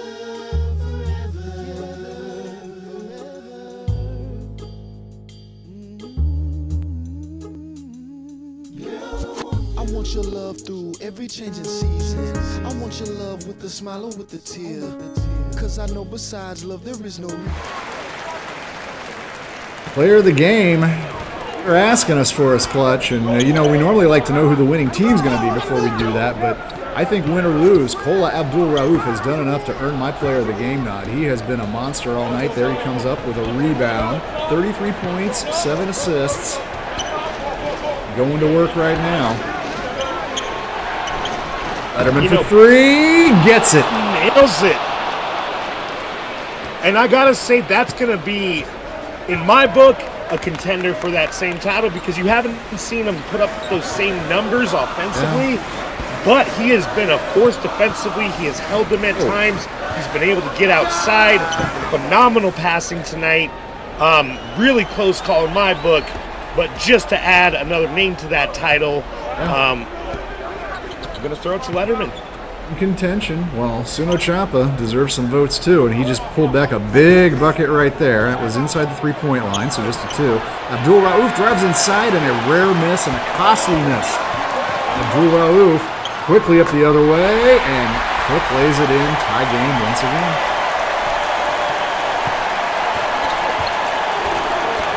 And man, this crowd is definitely making some noise now. This is as loud as we've heard the crowd. Just the phenomenal basketball we've seen. Few sloppy turnovers, but you're going to expect that as it's coming down to the last 90 seconds. Both Abdul Rauf and Letterman had real clean shots. Couldn't get them to go these past 2 possessions, but there is some tight defense. Oh, and they're going to say that was last touched by Cook, so the ball going over, in spite of the fact it was swatted. And I thought that was going to stay down here with Best Coast, but referees have other ideas. Look at that Africa bench, by the way. They are on their feet. They're excited. Khaled Ali out there bouncing around on the sidelines. They are looking for their 10th victory. SimWorld Africa, just 9 wins, 20 losses on the season, but this would be a big one here on the road in SoCal if they can come up with a few more buckets and a few more stops tonight. Letterman trying to work on Chapa. Away from Kausu. Can't get it to go. What a lot of people might be talking about, though, is how SimWorld Africa came back. Down 12 points at a point in this game, down double digits a lot of the game, and just came back. Look at that. Letterman just gave them the lead back. We are under a minute to play, 87-85. This has been an 11-point swing just in this fourth quarter. Africa came into the fourth, down by 9. Chapa with the behind the back and the two-hander. Oh, he burned him. He did. Timeout called by Africa coach HOU Davis. We're going to stick here through this timeout. Not much time left in this game. I'll remind you to do us a favor and Smash that like button, hit subscribe, set your notifications up. We are here on YouTube, SWTV, the only place you can see the game, be the game. We appreciate you being with us tonight too, and you know, think that you got the basketball you deserved if you tuned in this evening. Good game, big meaningful game between the OGs and Philly. A lot of pride and a lot of things more tangible even than that on the line in that one, and that was entertaining. And then this, you know, West Coast had a comfortable lead for most of the way until the fourth quarter. Still, 44.7 seconds to go. Africa ball. And I'd say if SimWorld Africa could pull this out of the bag, it's not the first time they've done it, you know, been the upset. You know, they may be, you know, 9-10 record, but there's a reason why that record isn't worse, is because they can pull out moments like this. Let's see what Coach Davis drew up during that timeout. The lights back on, play back on. We get it in Letterman's hands, and we do. Plenty of time on the shot clock. Letterman just cuts right inside Chapa, and that's too easy. It's a little too easy. We got the butter, you know, just easy. Got to play a little tougher defense. There's only this much time left in the game. Best Coast's going to get a timeout now. It's Coach Dominguez's turn to call up a play. Africa calling one for Letterman that worked that last possession. You know, to look on the other side of the coin, 15 seconds left on the shot clock. Imagine the Best Coast uses most of this possession. If they don't score, I think you have to foul, and I think that's probably what Coach Dominguez is making sure his players know. Definitely don't foul if we get a bucket. Definitely do if we don't get a score, is what it comes down to. 30 seconds left. That's the appropriate time to use it. You know, my beef with some games, you know, that are played, you know, on an elite level is then using that when you've got like 90 seconds. You know, play it out till it's reasonable, and then use it. Chapa has it, picks up the screen to get around Abdul Rauf, and lays it in. Tie game once again. Africa going to call a timeout. This is their last timeout. No more timeouts for either team. Left in this one. 19.9 seconds left on the clock, and the shot clock will be off. So the interesting thing for Africa here is they will definitely want to run this thing down to where, at worst, this Coast can only win this on a miraculous heave. At best, they can either score a bucket, steal a win, and get out of here, or maybe leave just enough time for one of those big men on Africa, Khaled Ali or Abraham Kasongo, Pierre DuPont possibly, rip a rebound and put it back up. And who's your vote for who, you know, big possession Who should take here? I gotta say, I mean, as good as Kola Abdul Rauf has been, and I love his size as a guard to try to get inside, Letterman is pretty much his twin in that physical aspect and in that skill set aspect as far as being a big guard, big athletic guard. And he's been going to work in this fourth quarter. I would get the ball in Ethan Letterman's hands would be my plan, but not for an outside shot. I'm driving inside, trying to get a bucket or pick up a foul. And I'd agree with that analysis. Letter's been clutched. He's been reliable. You've got a couple options there. You've got even some backup options beyond that. But I feel like momentum's going a lot in the fourth quarter to Mr. Letterman here. And set to inbound. There you see Letterman right there on the three-point line, and it looks like Chapa will be guarding him. They do get him the ball. Let's see if he's going to try to take Suno, go inside. Chapa, too, can't give up too much room out there because, as we know, Letterman, a deadly outside shooter. Going to work right here. Got a little bit of space. Takes the shot and puts it in. Wow. 4.2. No timeouts. Chapa has the ball. Gets it up to the half court. Off the backboard, and Africa rallies in the fourth for a famous victory. Suno Chapa can only stare up at the rafters, can't believe his big night and the big lead that Best Coast staked themselves out to vanished into the night mist in the fourth quarter. Africa 91, West Coast 89. Kola Abdul Rauf and Ethan Letterman Jr. leading the way for Africa. Steal an impressive victory on the road here in California. Well, reminded you earlier, folks, tune back in tomorrow night, 7 o'clock. We kick it all off again. Thank you for being with us tonight. You got your money's worth on SimWorld TV tonight, but thank you for being with us anyway. Only place that you can see the game, be the game. For my own good self, Elava, for Clutch, and for everybody behind the scenes at SimWorld. See you back here tomorrow.